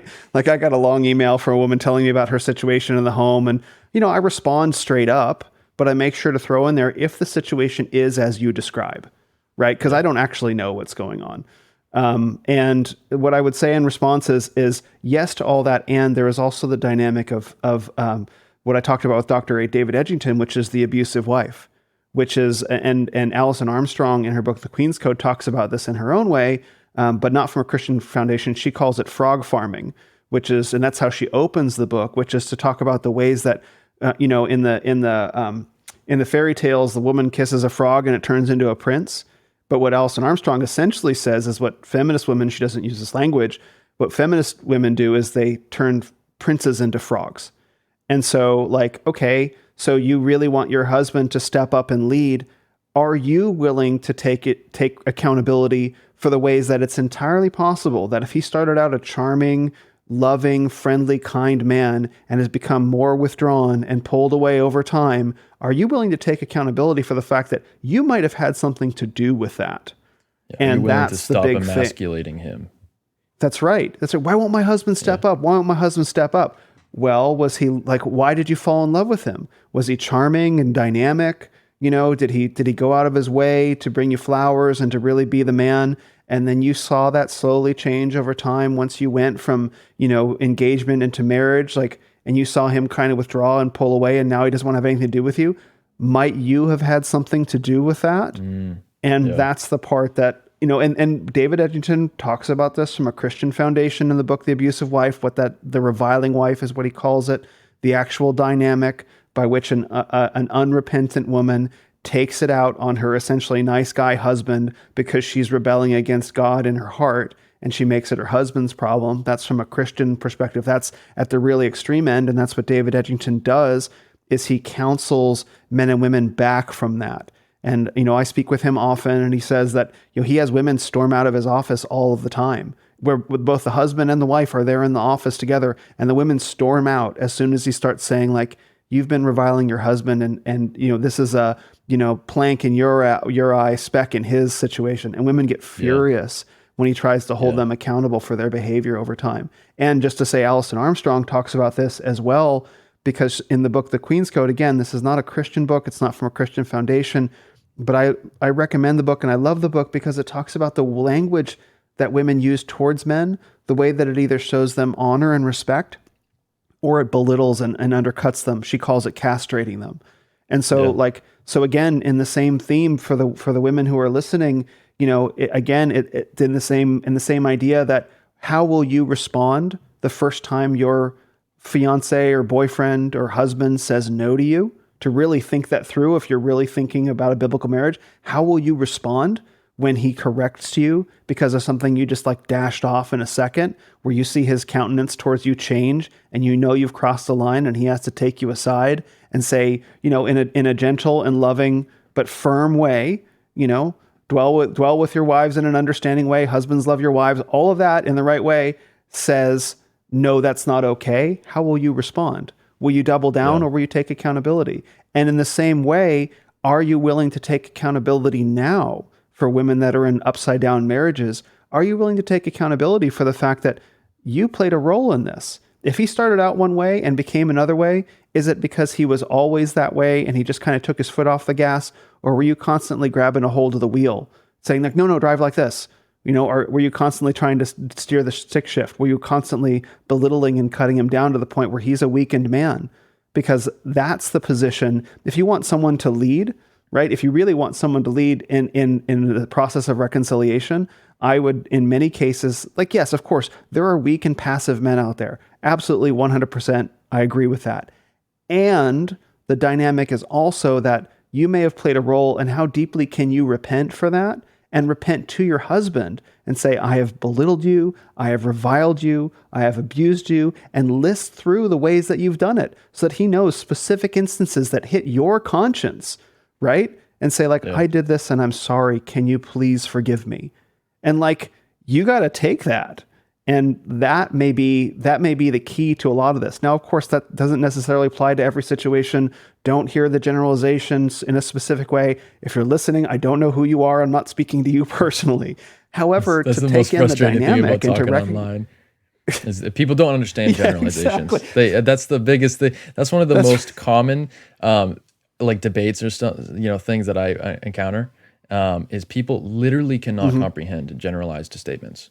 They always have to make it about themselves or about their exact situation. They can never see the truth in a general comment. And us as people that put out content and teach on these things and put out our thoughts on these things, we always have to speak in a general way. We don't know your situation, like you mentioned. And so it's funny. I interrupted, so continue your thought there. But I just wanted to make that comment. That's the biggest thing I see is people literally don't understand generalizations. That's a whole nother topic, but go ahead. That's right. No, it's really frustrating. It's like, look, if you're listening to this and you're feeling, if someone's listening to this and you're feeling angry at something I'm saying, well, you don't know my situation. You're right. I don't, because I'm not talking to you. Like, I don't even know who you are. Right. But but if you're feeling convicted in a way that generates that response, maybe, and that's what always gets communicated whenever anybody says, well, you don't understand my situation. Universally, what that says to me as a content creator who's quite outspoken on Instagram and on Twitter, like universally what that says to me is something I've said has landed with you and you don't like it. Like that's, you've just outed yourself. You know what I mean? But my hope is that people can work through that and be like, okay, he's not speaking to me. How can I actually take in some of the things? And not just me, not just my handsome brother Will here, because we're two handsome Wills on the conversation. So like, how can we take this in and how can we integrate it without having to respond and react to it and really just like hear what people are saying without having to push back instantly, which is like, that seems to be the norm rather than the exception on social media. And it really gets in the way of a lot of other people who I think would want to hear these things. And I think it prevents people from having the opportunity to really step past their own limitations and step past their own reactions. And that's the part that gets frustrating is like, I'm putting this out there at not in a sense to feel sorry for me, but like it's a risk to put these things out there, and we do them, like we risk relationships, we risk businesses, we risk all these different things. And so we put it out there to say like, hey, this is an offering, take of it what you will. And the immediate visceral reaction that happens is almost like, hey, you're missing something in your own life that I wish you could hear. And that maybe if you could set it aside and listen for just a second, set aside the response and listen for just a second, you might find something that's healing. Because I'm not putting this out there to hurt you. Like that's not the intention. Like we're not trying to harm anyone. We're trying to offer healing to men, women, and families. Again, not from our own standard. This is not my personal standard. This is what the Bible says. This is God's truth. God's truth is healing. And to reject the opportunity for healing is to stay ill. And I guess some people really just prefer that. Yeah, that's a lot to touch on there. You made some really good points. One of the things, I'll just say it kind of has to do with some of the stuff that you just said.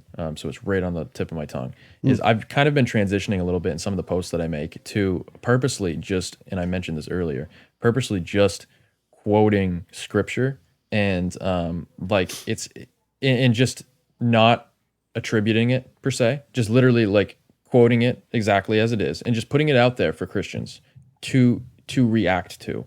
And so I did that for a couple posts, and you can actually see people that have a visceral reaction to exactly what the Bible says. I'm not translating it for you. I'm not interpreting it for you. I'm just literally putting it there, just in a post. I had a couple posts where I did that, and it was kind of interesting to see some of the reaction to it, because people would be fighting against scripture, just the Bible, Christians and conservative Christians, and generally women, and obviously men do it too. And the other thing I wanted to say was the Bible talks about exactly what you said. This what is it? Frog farm? Did you say frog farming? What was it? Yeah, Alison Armstrong calls it frog farming in her book, The Queen's Code. Yeah. So the Bible talks about this. It says it's better to live on a rooftop than with a contentious wife. Okay, and that is true. Some of the things that I've encountered is there are just contentious women out there. And the modern evangelical coddling of the feminine sins is so prevalent that a lot of women, especially women that have been in the church or whatever, have literally never interacted with someone outing their sins. And it's always the man's fault. And this is what I really appreciate about one of the things. I appreciate a lot of things. One of the things I really appreciate about guys like the Ogden boys, guys like Brian and Eric, is they have unashamed or unabashedly pointed out female sins, and they get massive pushback from it online. And they're some of the only people that I've really seen in the space that kind of do it on a more consistent basis. And it's so true that there is so much belittling of the husband that happens in marriages, or there's so much, busybody gossip and stuff like that women engage in, and they've literally never been told that this is a sinful thing to do. They've never even, it doesn't even occur to them that they are sinning. They have no idea. They've been coddled so much that, and then me and, my wife, let's say I can think of a recent example. I won't really go into it because I don't want to, if just in case the person's listening or whatever, but there was a, I'll kind of give some rough details. There was an example where we were at an event, and there was something that was said to, these are all Reformed Christian people. And there was something that was said to the group of people, women and men in general, from a wife, and her husband was right there, and it was about her husband, and it was oversharing, to say the least. And I didn't hear it, but my wife Amy told me about it afterwards, that she was like, she couldn't believe what was just said. And she told me. And I was like, wow, it's a good thing I didn't hear that, because I might have said something. Because I couldn't fathom the amount of disrespect. It was so disrespectful. And no one really seemed to notice or call her out on it, And I was like, I can't imagine how that husband feels from what it was really bad. Let's just put it this way. Yeah. It was really bad, but it was almost like the reactions to it were not as if it was really bad. But I couldn't imagine if my wife said that to a bunch of people when I was there. And the husband obviously felt it, but the wife probably had no idea that what she just said was bad, and the husband probably never called her out on it for it later. They don't seem like they strike me as having that sort of relationship. And this happens all the time. This sort of, and it was definitely a castration moment. Let's just put it that way. And I would have cringed so bad if I heard it, and I think I probably would have said something. I'm a pretty outspoken guy. I probably would have made the Yep. situation really awkward for everyone involved. So it's probably better that I didn't hear it. I was in a different room, but it was, stuff like that happens all the time in Christian circles. And so it's really important that, women, that like you said, we treat things equally here, that we call out female sins as much as male sins as well.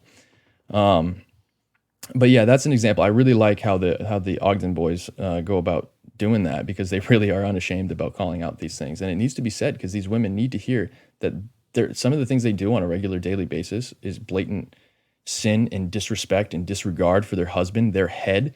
And you see in the Bible, like I've talked about this before. I think Eric has also talked about it, Eric Kahn. I think Lori has also made a post about it.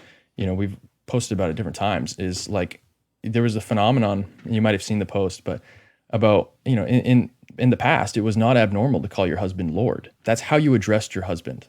Is you called him right. Lord or Master or whatever, Liege or whatever. Certainly, sir. Lord sounds weird. Lord sounds weird to modern ears. And I made a post about it. I'm like, hey, try calling your husband Lord. I bet he'd like it. And if you guys think that's weird, then use sir. Then use sir if you think it's weird. Right? And like maybe around people you use sir, or and at home, whatever respectful term. Mm-hmm. Because when you start speaking to your husband that way, purposely, it'll be weird and awkward at first, but when you start saying yes sir, or whatever term you decide to use, whatever respectful term you decide to use, it will actually change the way you think about your husband. Because your lips are confessing something. It's almost like, when you pay your husband that respect, not only will it change his confidence in the way that he reacts to you, and it'll be, you're not only are you not castrating him, you're emboldening him, but it'll change the way you feel about him once you get over the hump of maybe this being kind of weird and awkward, and it's so informal, this and that. Like 60 years ago or whatever, we think about Tolkien, right? I was talking about this with my wife. Tolkien, everyone is called like Master Baggins. This and that, these respectful terms that are like so weird and foreign for us, just not long ago, this was a normal term we used, or my lord, yes, my lord, this, things like that. It's so foreign to modern ears. And I'm not saying you have to use these terms, but like I said, our modern version would be sir. But even that is hard for a lot of women to swallow, calling their husband sir. And they're like, well, but if you're in the military, you have to say, there's all kinds of women in the military that are calling another man sir, yes sir, this and that, and or whatever it is, but they won't call their husband that. I think that is it's a tragedy, and the men will respond positively to that if you purposely go out of your way to respect. And the Bible says not just respect; it says reverence your husband. You obey, obey him in everything, not some things, not only the things you want, everything. And reverence him. Yeah. Reverence has an element of fear to it. You are to fear your husband in a sense, in a respectful, just as we are to fear God, and that is healthy. I'm not talking about some sort of abusive fear. That's not what I'm saying. I'm saying you are to respect him as your head, as your authority here on earth. He is your earthly Lord, just as Christ is the Lord of both of you and your husband.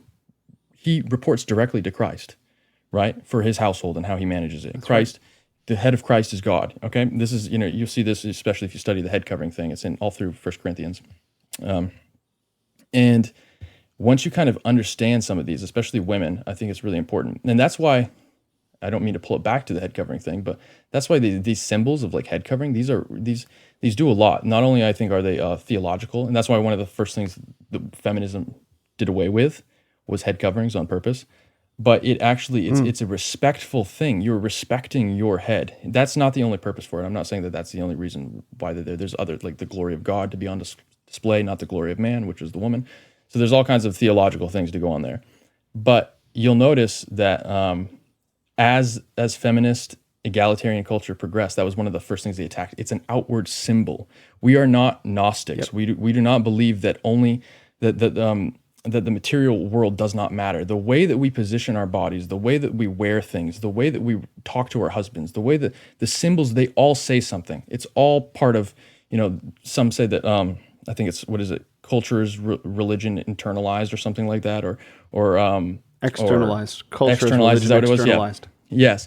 And so Yeah. this is all part of it because, it's when you act out your religion and your beliefs, you can see that on the person. And so I think that there is a lot more there. I could go on about that for hours, and that's a totally separate discussion. But my point is simply that there are these symbols that we have discarded. There are these ways of speaking that we have discarded that has just been blown away with the wind. And we think it's weird. And there was a purpose for it. It's that old adage about don't remove a gate or a fence or whatever if you don't know why it was there in the first place. And I think that is exactly what I'm trying to say here. So anyway. No, I agree with all of that. And in fact, the entire thrust of the liberal project since the Enlightenment and accelerating since the Industrial Revolution, and then especially since the 1950s, not the 60s, the 50s, and even the 20s, has been to tear down every possible fence so that people forget that there ever was a fence, and then literally to murder all the men in wars who remember there being fences.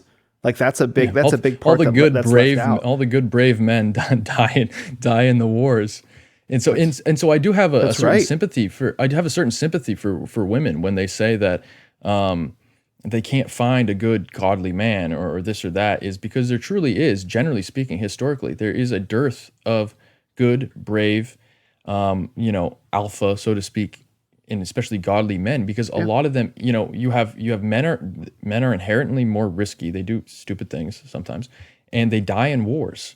And so throughout history, often, and throughout history, so there has always been an imbalance there, where there is generally speaking more women available than there are good providing godly men, because the men are often wars, or they're dying from whatever diseases, or they're doing risky things, and so I do have a certain sympathy. I don't know how much that applies right to this day, other than the fact that there's a lot of men that are just really passive now, and so there's a dearth in that sense.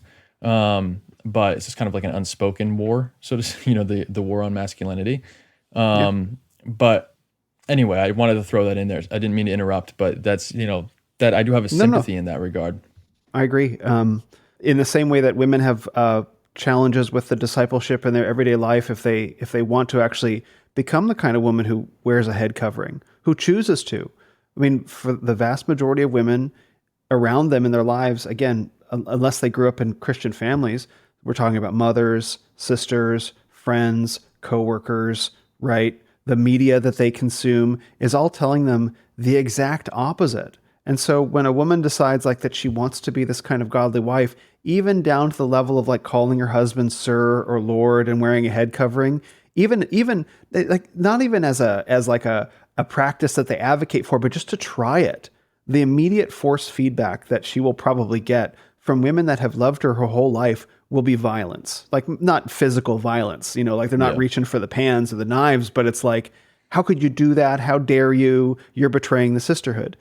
The men have their own version of that, but it's a little bit backwards, where like if you're a man who starts trying to step up in terms of like, I want to get in shape, I want to improve my financial position, I can't come hang out with the boys every night on Friday nights at the bar anymore because I don't want to wake up early and go to the gym or whatever it is, men will actually find that they get that kind of crab pot mentality of the brothers around them, friends, co-workers, and potentially even fathers who, rather than supporting them and saying that's a great thing, will slowly try to like undercut them. And the women will as well. The women will, like when a man starts to step forward and be more confident and be more outspoken, he will notice that all the women in his environment will orient towards him like a magnet and try and cut him down, sometimes with a smile on their face. Oh, honey, you can have just one more. Right? That kind of attitude is very dangerous. Mothers will do that. Girlfriends and wives will do that. Right? Like because they understand that. Yeah, exactly. It's poisonous. It's poisonous. And so men also get their own force feedback, and it requires real determination to punch through that.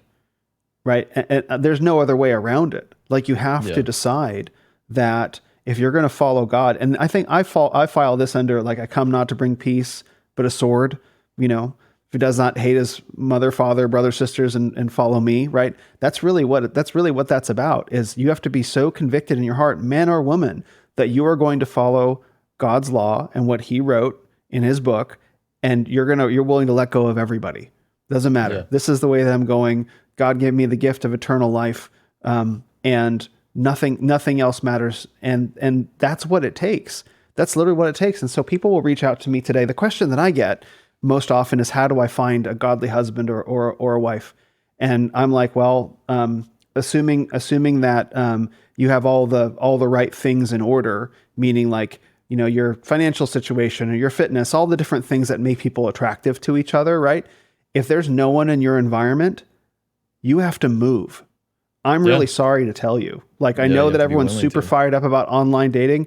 I am not a fan. I'm sorry. I'm not a fan of online dating. Like, I think it's supplemental. I think a lot of people use it as a replacement for real life dating, when in fact, like, at best, online dating is supplemental. So if you are a good and godly man or woman, I say this to men and women all the time.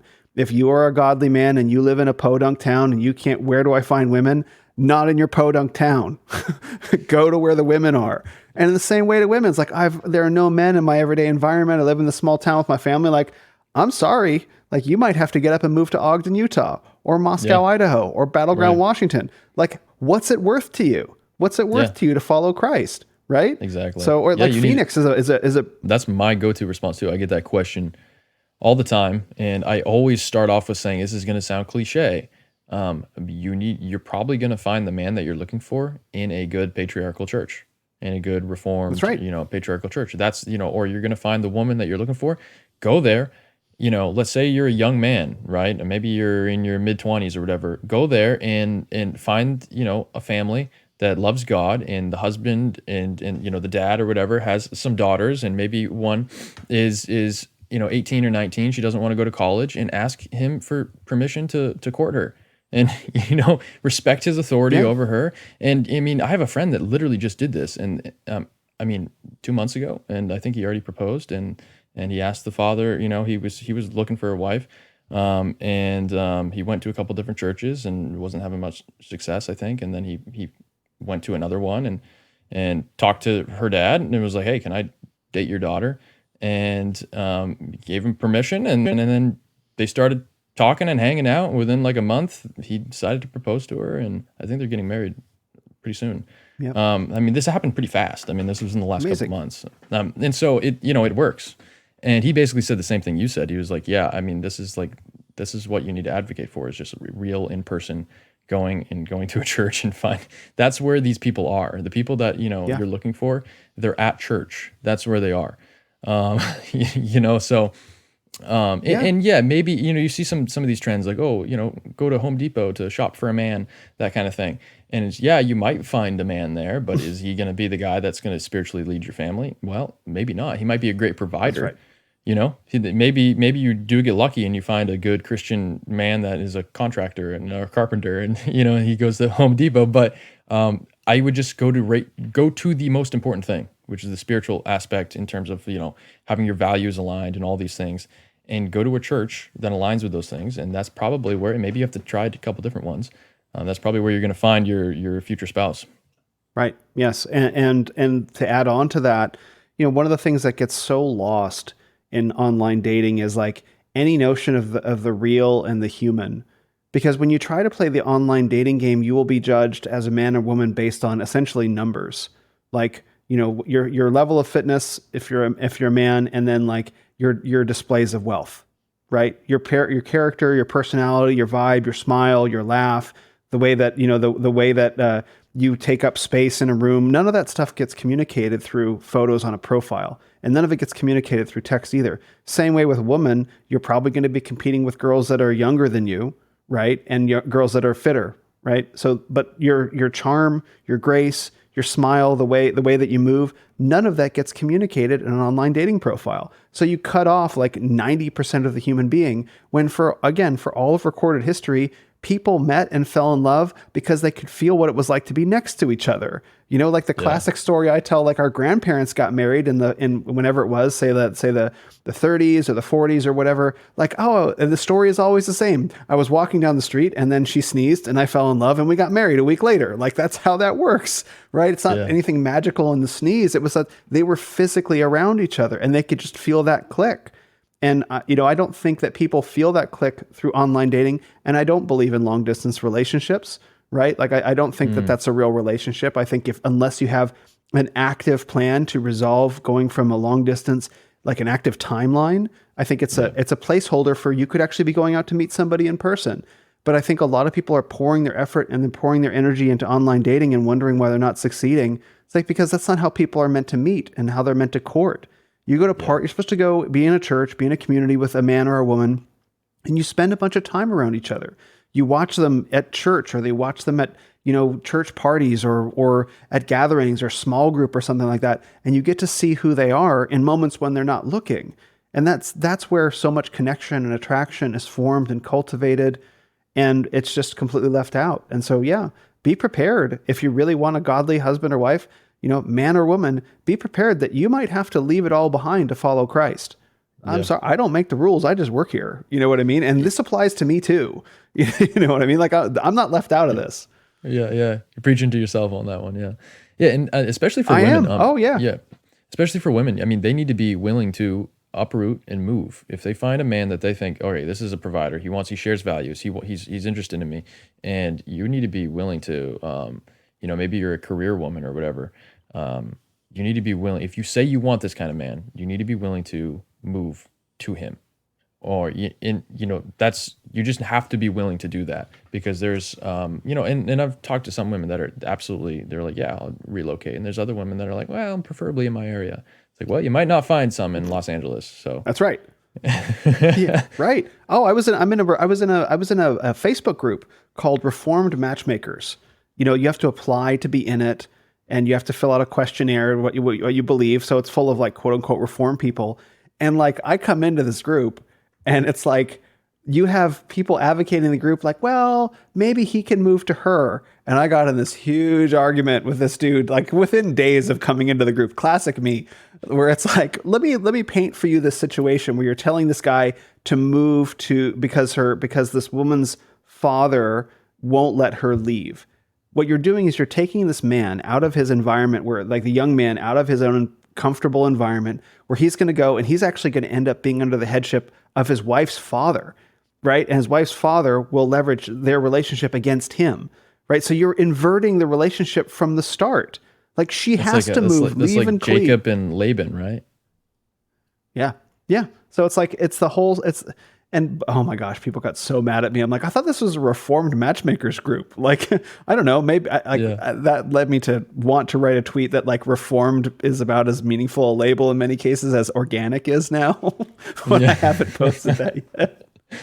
Yeah, no, that's a big topic. I fully agree. Something else I wanted to touch on, I was thinking about it a little bit ago. It kind of had to go when we were talking about gravitas and this and that. Was a good book recommendation. A good book recommendation is, and you've probably already read it. I think you may have mentioned him earlier.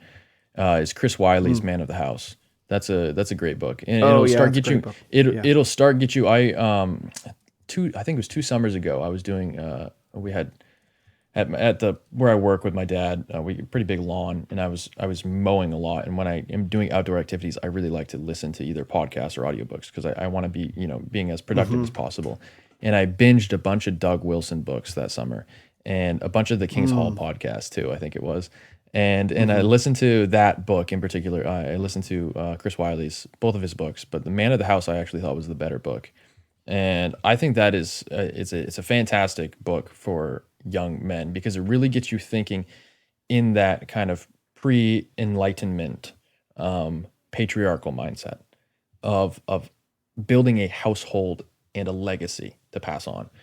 And it goes back to what we were talking earlier, so it's a bit off topic, but I think that's a really good, I wanted to mention it. I think it's a great resource for some guys to, if you haven't read that book yet and you're a man looking to build a household, go get it and read it.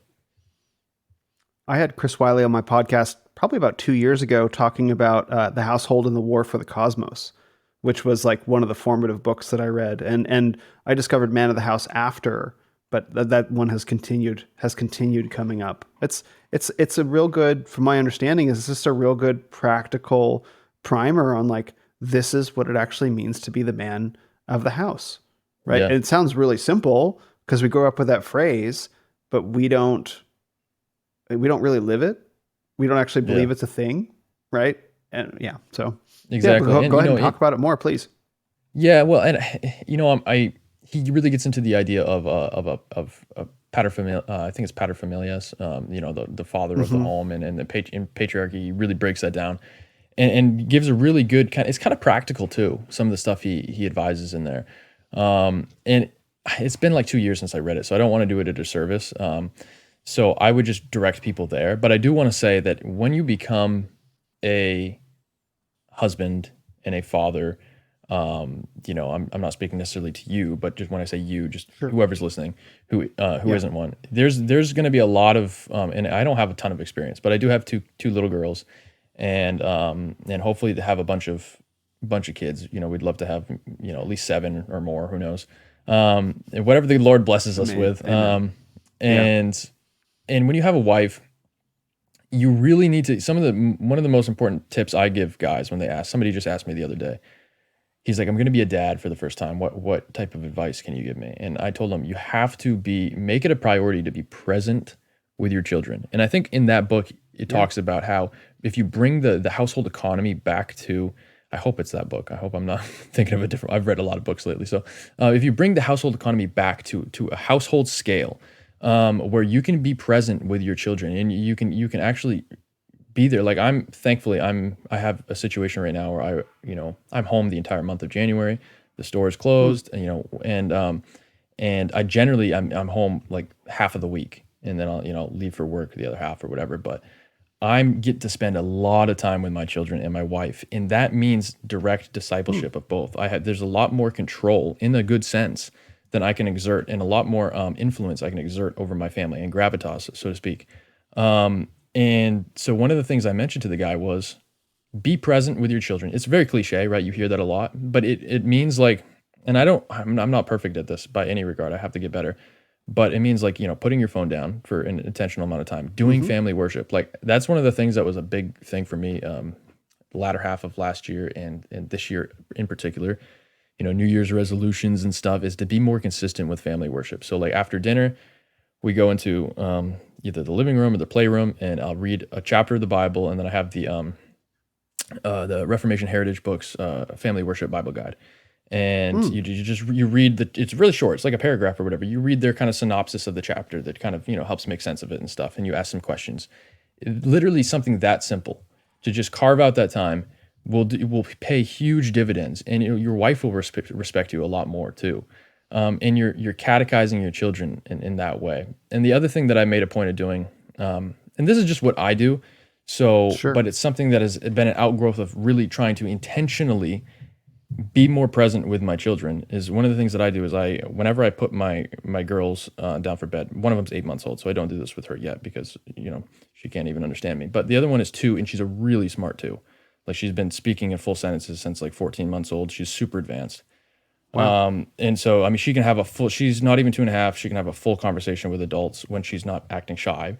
And that shyness is not a bad thing. It shows me that I am doing my job as father, giving her all the masculine attention she needs, because she has no interest in being around other men. And there's some little girls out there that, will jump up into anybody's lap and stuff. That usually is a signal that they're not getting the attention from the father that they need. So I'm glad that my daughter is scared of other men, and it's not because she has bad experiences with me. It's because her experiences are so good with me, and she has such a good rapport with me that she doesn't need any other. Her glass is already full, and so that's something that I like to see. Shyness in a little girl is not a bad thing. Generally speaking, it's very good. So at least in that regard, and in my experience, that's a side point. But the thing what I was trying to say was, with her, because she's so smart, she's so intelligent, She can understand so much. She has a great command of the English language already. I mean, it's really phenomenal. So people are just, they're blown away when they listen to her speak and stuff. We've been teaching her catechism questions and stuff like that. But every night before bed, when I put her down, because I don't put her down for bed every night, but when I do, I pray with her. And specifically, one of the things I pray for is, I pray blessings over her. And this is something I really like with like Brian Sauvé. He does this. He made songs for his little girls. Have you listened to those? Mm-hmm. I think so. I've listened to a lot of his albums. I've probably there's is it a whole Daphne's album or song.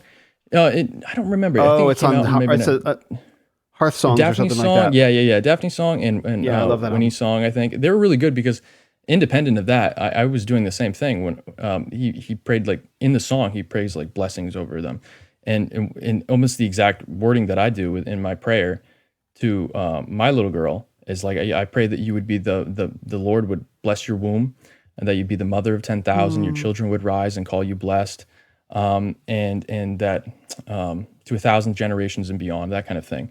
I always pray that with her, and then right before bed, I do it again. I'll put my hand on her head, and she started doing this totally independent. I said, I put my hand on her head when I was tucking her in, and I said, "May the Lord bless you and keep you and protect you." And then, I said, and make you the mother of 10,000. So I just kind of said it again one night, and she responded to me, and I didn't prompt it. She responded to me and said, "And may your children rise and call you blessed. Amen." And so every night I've been doing that with her again. She's 2. She started doing this when she was maybe a little bit earlier than 2. I've been doing this probably for 6 months with her now, because I would say that in a prayer with her every night. When I said it after we were done praying and I had tucked her in, she responded back to me with the rest of that little blessing. And I thought it was so adorable that I keep doing it. But that's just one example of really simple, practical, intentional fatherhood. That is, I'm a young guy, so I have a lot to learn, and so I almost feel uncomfortable giving, fatherly advice. But I am a father at least, and so I am just saying what I do. Right, this is just what I do. Take it or leave it. But I found that just something simple like that, I think, could really, really impact, especially daughters, but impact your children's lives if you just pray with them every night before bed. I mean, it sounds so cliche, but it's the fundamentals, right? It's just get the fundamentals right. And I've really dropped the ball on family worship, and I've been trying to do that this year. And this year is a big focus for me on that, and the latter half of last year is when I kind of started in. But I've dropped the ball up until this point. Thankfully, my children aren't that old yet, so I still have a lot of time left with them to catechize them and to do family worship. But those are just some things that I think are really helpful. Like, so that's what I told the guys, like, be present, pray with them, do family worship, and those sort of things. And there's my own personal example. Take it, and run with it if you want, but.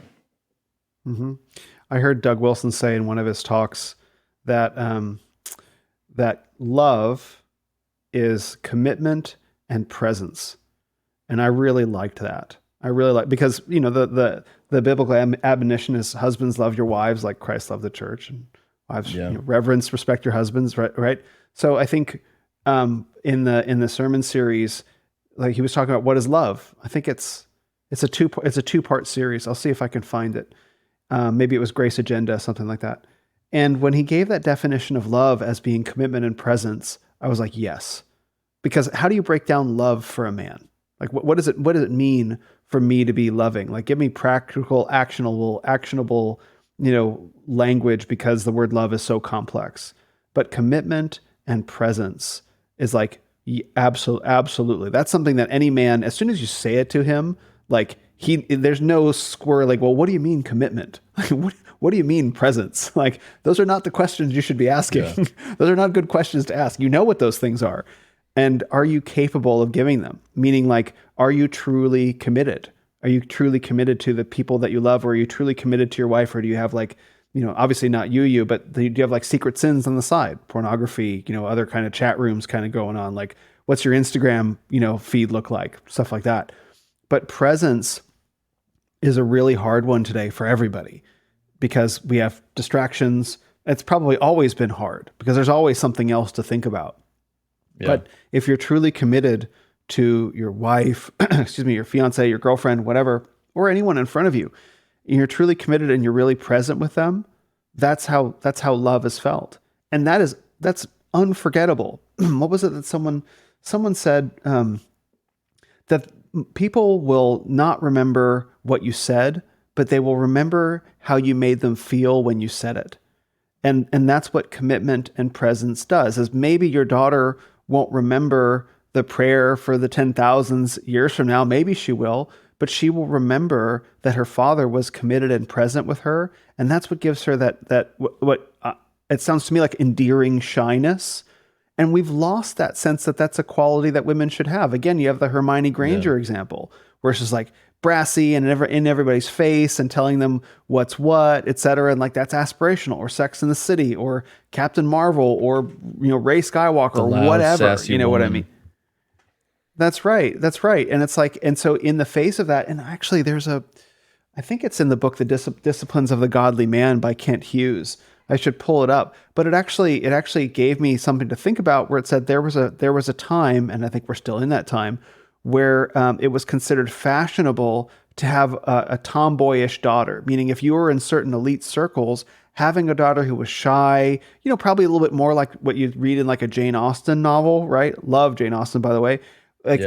What you would have in those novels, was out of fashion, and what was in fashion in elite circles was having, an outspoken, quote unquote bossy girl boss, kind of daughter. And that shyness became like, it was considered a mark of shame if you had a shy and kind of might call submissive daughter. And we see the results of that. Like, how do we re-achieve that shyness? How do we re-achieve that endearingness? And I was going to write on Twitter the other day about, because someone posted, men literally will think that a woman is being nice with them and that she's flirting, or something along, like a man will think that if just because a woman's right. Okay. And it was a feminist account, and I wrote a response that wasn't articulate as I wanted it, but deleted it. But the essence of it is like, she doesn't understand that for centuries, the only women that most men ever interacted with were their wives, sisters, relatives, stuff like that, right? Men weren't just walking around in the city square talking to women behind the counter. They didn't encounter them in commercial or political life, right? We're designed as men to look for signals of interest. That's what we're made to do, particularly as single men. And so when you take men and you liberate women out into the world with men's designed to be looking for signals of interest, we're constantly going to be looking for signals of interest, right? And so, it's not a consequence of men somehow being broken or wrong, that they just don't understand how women communicate. It's like, men and women are different, and we're not supposed to be mixing to the degree that we are, because it causes, guess what? All kinds of social problems. And what's the cost for that? Well, the feminists would say men have to become more like women. I would say the actual cost is women need to become more like women, right? Right. Yeah. And that's, that's good. And it gets into, something that I've heard before, and I think it's true, is that, one of the most important currencies out there, especially in human relation, especially, is male attention, right? This is what, for instance, the porn industry runs on. I mean, billions of dollars. I mean, everything is about grabbing male attention. And so when you, as a father, give your male attention, your masculine attention and presence freely and overflowingly to your daughters, and your praise to your sons, and you let your daughters know that they are beautiful, and that they are that you adore them. Women want to be adored. They want to. Brian said this once, and I think I screenshotted it and made it into a post. Was that the feminine desire to be beautiful is a good and righteous desire, and Amen. what that and we need to see that and say yes, amen. And then as fathers and husbands, we need to foster that in our wives and in our daughters. And something I've said all along in my posts was, do not withhold your tongue and your praises. Lavish them upon your wife and your daughters. And sons, you need to treat differently, right? Because sons are not the same as daughters, right? So sons, you don't withhold your praise from your sons either, but let them know how proud you are of them, right? And let your daughters know how much you adore them and how beautiful they are. And this is going to, that attention, the father's attention because we live in a patriarchal world. This is the world God designed. We can rage against it, and no matter what, as I think Foster says, it's as sure as gravity. You cannot beat the patriarchy. It's and so we have to understand that as Christians, and secular people too, and we need to go with the currency that God designed us to run on, and that is in large part among human relations, it's the father's attention, presence, and approval. This is why you see, father, daddy issues among girls. I mean, it's such a common trope, and it's so true. It's like almost you can nail it to a T. You can almost look at a woman and say that woman has a bad relationship with her father, and people, but that's so judgmental. And it's like, no, you can do it to a T. And and maybe there's some women that look really. Yeah, and maybe there's women that are really like look put together and stuff, and maybe you wouldn't assume that that'd be the case, but they have a terrible relationship with their father. I'm not saying I'm not saying it works for all cases, but where it works well, and you can say, wow, yeah, that she has daddy issues. It's a real thing, and that's because she was starved of the proper masculine fatherly approval that we because again, the father is meant to image his heavenly father. I'm meant to represent the heavenly father to my daughters. Their first, and to my sons, but especially in this context to my daughters, their first understanding and impression of God in their life before they even understand the concept of God is going to be their father, right? That's how we image our heavenly father. And so fathers image their heavenly father in the same way to their children. And so we have a responsibility as fathers and as husbands to image the love of the father properly to our daughters and to our sons, because we are the first sounding board, so to speak, of how their concept of God in their life will largely be based upon how their father related that to them in the imaging of the father's love. So hopefully that wasn't confusing, because I'm using the word father in two different senses there, but it's so important. And so that's why I really love what Brian said there about the desire for a woman to feel beautiful is a proper feminine desire. The desire for a son to want to be told, "Good job," and to I'm so proud of you. These are fundamental aspects of human relationship. This is the affirmation that that can only come from a father. I'm not saying that mothers can never do these things, and it doesn't matter. It's a different relationship with a mother. But you've seen the statistics, I'm sure. I've seen them. It makes sense based on how God made the world, that a father, if he's a Christian, you'll probably instantly know what I'm referring to if you've seen it, because I've shared it before and I've seen it run around, but the statistics are wild on the likelihood of a child adopting the father's religion. If a father is a Christian, the likelihood, if he's a Christian, the likelihood of the children being the same was like astronomically higher than if he wasn't. And right. Even compared to the mother too. If the mother was a Christian, it's way lower of the chances of that continuing to the next generation than if the father was a Christian, because we are meant to run on this currency of masculine approval, masculine attention. The world runs on it, and it's twisted by sin, and so that's so important. I'm really trying to be intentional with my daughters, because I don't have any sons. So hopefully the Lord blessed me with some. But right now I'm working with daughters, and I'm trying to be really intentional about actually not just believing that, but then actually doing it in real time with them. So I tell them, I love them all the time. I tell them how beautiful they are. And even like, again, Hazel, my youngest, she can't understand me yet. She's 8 months old, but it doesn't stop me from doing it. Sure, and then Willow, and Willow, she understands me obviously very easily, because she's a very good with linguistically, very gifted.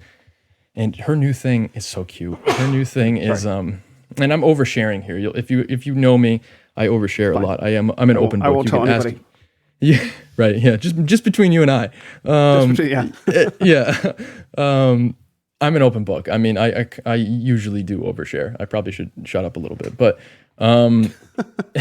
Willow's new thing, my 2-year-old, her new thing is, and she's been doing this like the last week, she would just out of the blue, like 10, 15, 20 times a day, she goes, "Daddy, Mama, I love you so much." And it is absolutely adorable. It's heart-meltingly adorable. And I love having daughters. But it is she's doing that because she sees me say that to Amy all the time. I heap those words of approval and of love upon Amy and upon her. And so she is reiterating. They're little sponges. I mean, it's again a common trope, and it's true. They are little sponges. They will, more is caught than taught, I like to say, and I didn't come up with it, someone else did, but and it's so true. So when you do that intentionally, they'll see that, they'll internalize it, and then they'll do it. And so again, I'm not doing everything right by a long shot, but trying to be really intentional where I can be. And so yeah, that's my take on that about masculine attention and fatherly approval. Beautiful. I think about this a lot, like how hesitant so many men are to praise. When someone taught me to pray using the ACTS method, maybe you've heard of that: adoration, contrition, thanksgiving, and supplication. I've not heard of that. No. So it's a pattern. It's a pattern to pray. Like I kneel. Like ever since I became Christian, before I knew really anything about it, it just really seemed appropriate to me. Like, I'm Christian now, I should probably just kneel and pray at my bed at the end of every night. That's probably what you're supposed to do when you're Christian, right? So that's what I started doing, and so it's something that I still do. And but I didn't really know how to pray, and so someone gave me that method. So ACTS, adoration, contrition, thanksgiving, and supplication. And so I was always really good at the thanksgiving part, like giving thanks for all the good things in my life. I wasn't good at the supplication, like asking for things that I wanted. Like, I get to ask, like, you get to ask God for things. Like, yeah, you do. Like, really? But I have so many good things. Well, you still get to ask, which was really nice. But where I found that I really struggled and had to work through was adoration, or essentially praise. So start out by praising God. Like, the Psalms are full of David and the psalmist like praising God. And it was actually very hard for me to do that. I felt, very kind of insecure about that. Like, really, I'm supposed to praise God? And it's not that God requires the praise. It's that the praise is a sacrifice of our lips. It's us giving something of ourselves in some way that I haven't really thought all the way through, but I feel that. And I think that carries over with many men and their relationship with everyone in their immediate environment. Like, how often do we really praise our brothers? Hey, good, like our friends, our loved ones, not just the women in our lives, but the men as well. Everybody say, hey, you did a really good job, or I really appreciated that you did that, or you look really nice today, or I love you very much. Hey, I appreciate you. How often are we generous with our praise? And I experience, like through the mentorship that I do, most men are starving for praise. They've never received it from their fathers, or in very little, as little kids in the background. It does exactly, right? There's hold on. Wait 1 second. Go ahead. So the givingness of praise to the people around us, it's a real sacrifice of ourselves. I don't exactly know why. Probably because we run the risk of, like, if praise is a gift, I'm just going to talk my way through this. If praise is a gift, we run the risk of the gift being rejected. And I've had that happen before, where it's like, hey, you look really beautiful. Oh, stop. No, I look terrible. And that hurts when someone rejects praise. I mean, and why so can't you just agree with me? there's a yeah, exactly. Can you just accept the compliment? Just take the compliment. It's okay. Like, it doesn't cost. Yeah, exactly. So maybe that's one reason why. But like, what you're talking about is so fundamental, and I don't know that it used to be as uncommon as it is today. I don't know. I haven't lived any other time, but it seems to me that people had a better understanding of the need to praise each other and what a blessing that could be. Obviously, it doesn't mean like being flattering. Flattering is where you're praising somebody in the hope of getting something out of them. It's manipulative praising is how I would think about it. But you can just say something. The elites don't want you to know this, but you can just say nice things to people. You can just say them. Yeah. There's right? It kind of reminds me of a book. I think it was and I'm not endorsing this book necessarily. It's been a long time since I've read it. Sure. Long time, maybe 10 years. But How to Win Friends and Influence People. I think it was by Dale Carnegie. Yeah, Dale Carnegie. And one of the things that really stuck with me from that book, and I think probably I'm not saying that, again, I don't remember a lot of the book because it's been so long. One of the things that stuck with me absolutely was he had a point, and I think this is completely true, is that people like to be around and like to talk to people that ask them questions about their life. And so one of the things he said in the book was, if you're at a social gathering or whatever, a person is going to like you more if you just simply show interest in their life. And you know, I don't remember if he said compliment them or whatever, but his big point was just ask them questions about their life. And they're going to remember that interaction more, and they're going to have a better experience with you, because you just actually, you weren't talking about yourself the whole time, but you were saying, oh, well, tell me more about that. You're an electrician. Can you explain this thing to me? I got this, wiring issue at my house. How does that work exactly? You tap into their knowledge or to their advice or whatever. And, that's a big part of being a podcaster. So I probably don't have to preach into the choir here, because your whole, when you're podcasting, you have to extract information out of people in a way and ask them questions about their expertise and this and that. So you're well versed in this. But it kind of touches on what you were just saying about, giving praise, because in a way it is almost a way of giving praise. Just simply in this culture, just simply asking someone about what they do or what their thoughts are on this. It's almost like you're praising that person in a weird way. That's the point we're at now. And I don't know how it was in the past necessarily either, because again, I've only lived in this time. But yeah, I think that was a cool point from that book that I really liked. That's the only point from that book that really stuck with me. No, I think that's really real. And one of the things that I deal with and the men that I mentor, just to talk about that for a minute, is that I spend a lot of time listening, just like I do on the podcast. I spend a lot of time listening to them about their lives. Like the first call we do is like usually 3 hours long. And that's just a chance for me to really get to know them and the central events in their lives. And then what I often find and discover over the course of working with them is just how starved for praise they've been for the really good things about them, right? Like, no, that's a good thing. Like I was talking to a man last night. He had questions about some new age stuff, just a one-off call. And he was exploring the topics because there was someone that he cared about. And the topics of new age stuff that he was into was a little bit like a barrier between him and this person that he cared about. And so he contacted me because he wanted to check himself. He's like, this is someone that I care about, and I can see that my interest in these subjects is creating a barrier between the two of us. I don't want there to be a barrier, so let me question myself and ask the guy who knows, because I don't want there to be a barrier there. And I was like, that is so noble that you love someone enough to say, like, you know what? I feel that this thing that I'm into is causing friction in our relationship. And so rather than making it a you problem, I'm going to make it a me problem. And I'm going to go talk to a guy who maybe is going to challenge my beliefs, but you mean enough for me to do that. Okay.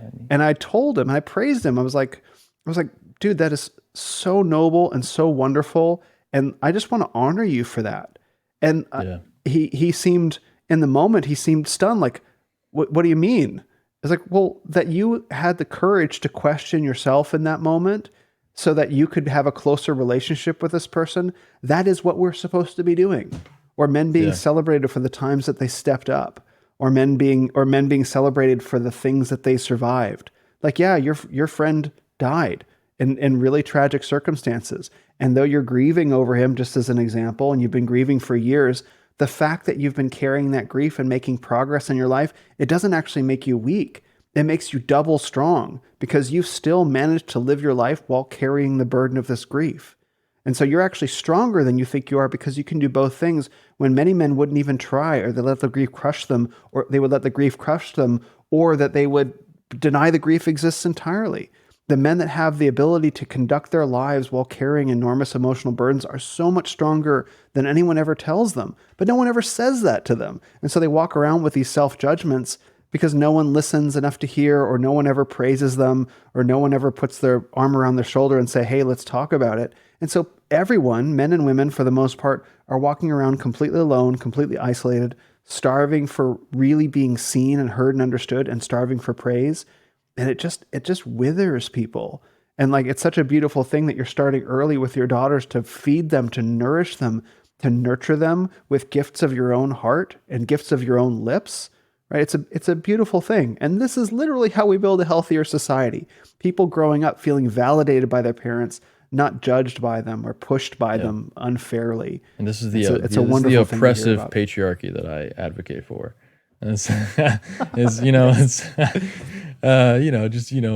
giving your daughters praise, giving your wife praise all the time, leading them. And that's the idea of servant leadership I can get on board with is you are serving by leading, not by being a footstool to your Yes. wife. And that's not to say you can't help her do the dishes or do this or that here and there when she's, overwhelmed or whatever it is. I mean, I just did that yesterday with Sure. my wife. The dishes were piling up on her. She'd been baking a bunch and she was, dealing with the kids. And so I was like, hey, I'll put a podcast in and I'll just, go through a few of these dishes that don't fit in the dishwasher anymore, this and that. So that's, another example, Yeah. but it reminds me of what you were saying about the praises in some guys. It reminds me of that meme that goes around. It's like a guy will be like, I don't remember how it goes. I'm totally paraphrasing this, but a guy will be like living on the high of, his grandma saying that he's a handsome boy for like 10 years or something. You know what I mean? Because it's like Yeah. men are so starved of compliments, and we live in an age where like women just get it, like, a lot of women, especially thirst traps and stuff like that, get it heaped on them all the time by all kinds of guys online. Again, this goes back to the male attention and praise being the currency that a lot of social society, runs on. But anyway, yeah, I probably need to wrap up here just pretty soon, because I got the little cute little rugrat running around in my room, and but it's been really good, talking with you and talking about all these I could literally keep going for another 4 hours if but I got some fatherly duties to attend to, so. It wouldn't be appropriate to be talking all the stuff about fatherhood and being a husband and all the stuff, and then like actually not be doing the thing. So I completely get it. Do you want to, if you can just give me a couple more minutes, just can you say a little bit about head coverings? Because you mentioned it a couple times and it raised a question mark in my mind. I know it's a giant topic, but if there's anything you just want to close with by talking about that, just to send people in a direction to explore it more deeply.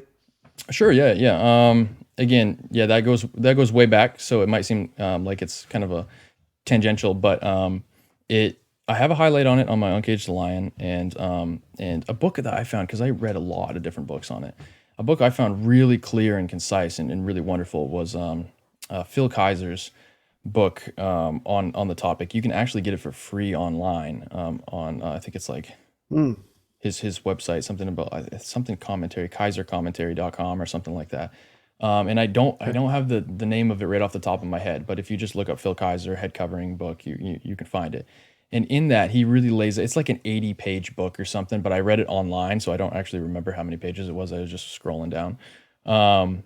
But that's probably like the one resource I would immediately send people to, because it was really helpful. Okay. But I read a lot of different stuff, early church fathers, things like that on the topic. But basically, it boils down to a lot of the modern exegesis or eisegesis, I should say, on that is that it was all cultural, and it's a cultural, it's just cultural. But the funny thing is that out of the arguments that Paul gives in 1 Corinthians 11:1, or really it starts at 2 through 16, I believe, none of them are culturally tied. He gives like 4 or 5 arguments in that, and he's very thorough. And Paul is not known for being like mincing words or not giving thorough arguments. He's very good at it. Very smart guy. And of course, this is via the Holy Spirit as well, right? So it's inspired scripture.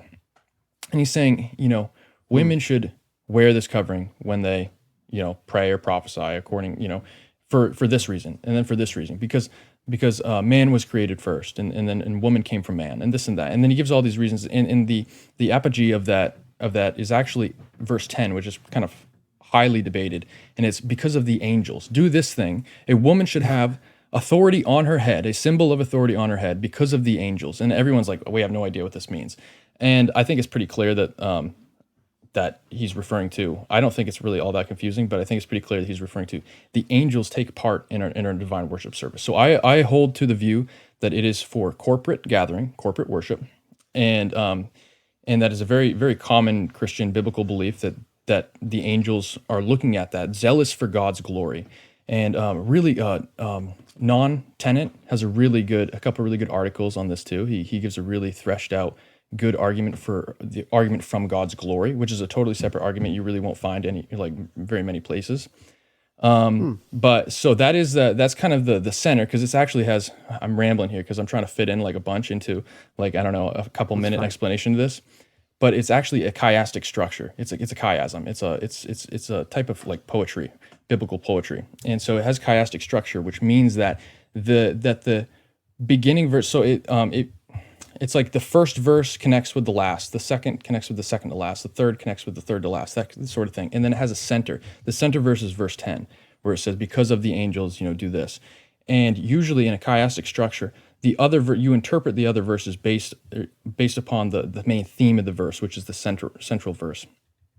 And so I'm really getting into the weeds here. But the point I'm trying to make is, again, go to the highlight, go to read some of the other books. And I actually talked to Phil Kaiser about the chiastic structure of it. He sent me a really cool picture that, and I think I put that on my highlight, that shows the chiastic structure of the verse. And so my point here is that Paul is appealing to all these arguments, and none of them are cultural. None of them are tied to that cultural time. They're all eternal concepts. Because the man was created first, because of this, because of that. And when you actually look into the cultural arguments behind it, it actually falls on its face anyway. And so it's a really I think it's a really shallow modern eisegesis of that. So my point here is simply that it's still meant for today. I do not believe that women are to wear a head covering all the time outside of the church service. I think it's pretty clear based on the context of where he said that, wedged in between a discussion, extended treatise on the Lord's Supper. He's talking about corporate worship, and Paul is using what's called a synecdoche, which is he uses it frequently. I think he uses it a couple other times in 1 Corinthians. It's when you put something in as part of the whole. So when he says prayer and prophecy, he's saying worship as whole, and it's pretty clear when you read that he's talking about worship. That's kind of like saying, and I think he says it somewhere else, the cross. And by the cross, you mean the entirety of the gospel, right? So it's a stand-in, it's a part of the thing standing in as for the whole. And so I also go into this and other things in some of the highlights, but it's just something that was kind of a further red pill or Bible pill for me, is that once I read that and I saw this isn't just a cultural thing limited to Corinth in that time. This is for all Christians, and it was a universal practice throughout the church ages up until very modern times. And so that's when you look at the genealogy of things, like why did they disappear? Who did that? And that's where I don't think you can hinge the entire argument for its validity based on the fact that feminists wanted to get rid of it. But I think that it has a lot of explanatory power, especially when combined with proper exegesis of the text. So that's what I'd say on that. I hope that did some service. But go check out Phil Kaiser's book on it. Check out my highlight on Uncaged the Lion on my Instagram, and I think that there's a lot more meat there that may make more sense because I won't be rambling off the top of my head as much. So. Completely fine. Thank you for pointing the way for a few people, and I appreciate you giving a couple extra minutes to chat that through. So I've loved this conversation. I think a lot of people are really going to enjoy it. I really appreciate you jumping on the podcast. And so where would you like to send men to find out more about you and what you do? I've loved it too. Thanks for having me, man. This has been a blast. I haven't been on a podcast in a couple of years. I've kind of been in a hibernation phase, but it's been fun to get back at it. I got my studio set back up again, just for this. So, really, I'm most active on Instagram. So just Uncage the Lion and at the Will Leighton as well. Both of those Instagram accounts. You'll see one from the other. You'll be able to bounce back and forth. It's, most of the same content, but one of them, I would recommend following both because I might get zucked. So, the Uncage the Lion could easily disappear any day.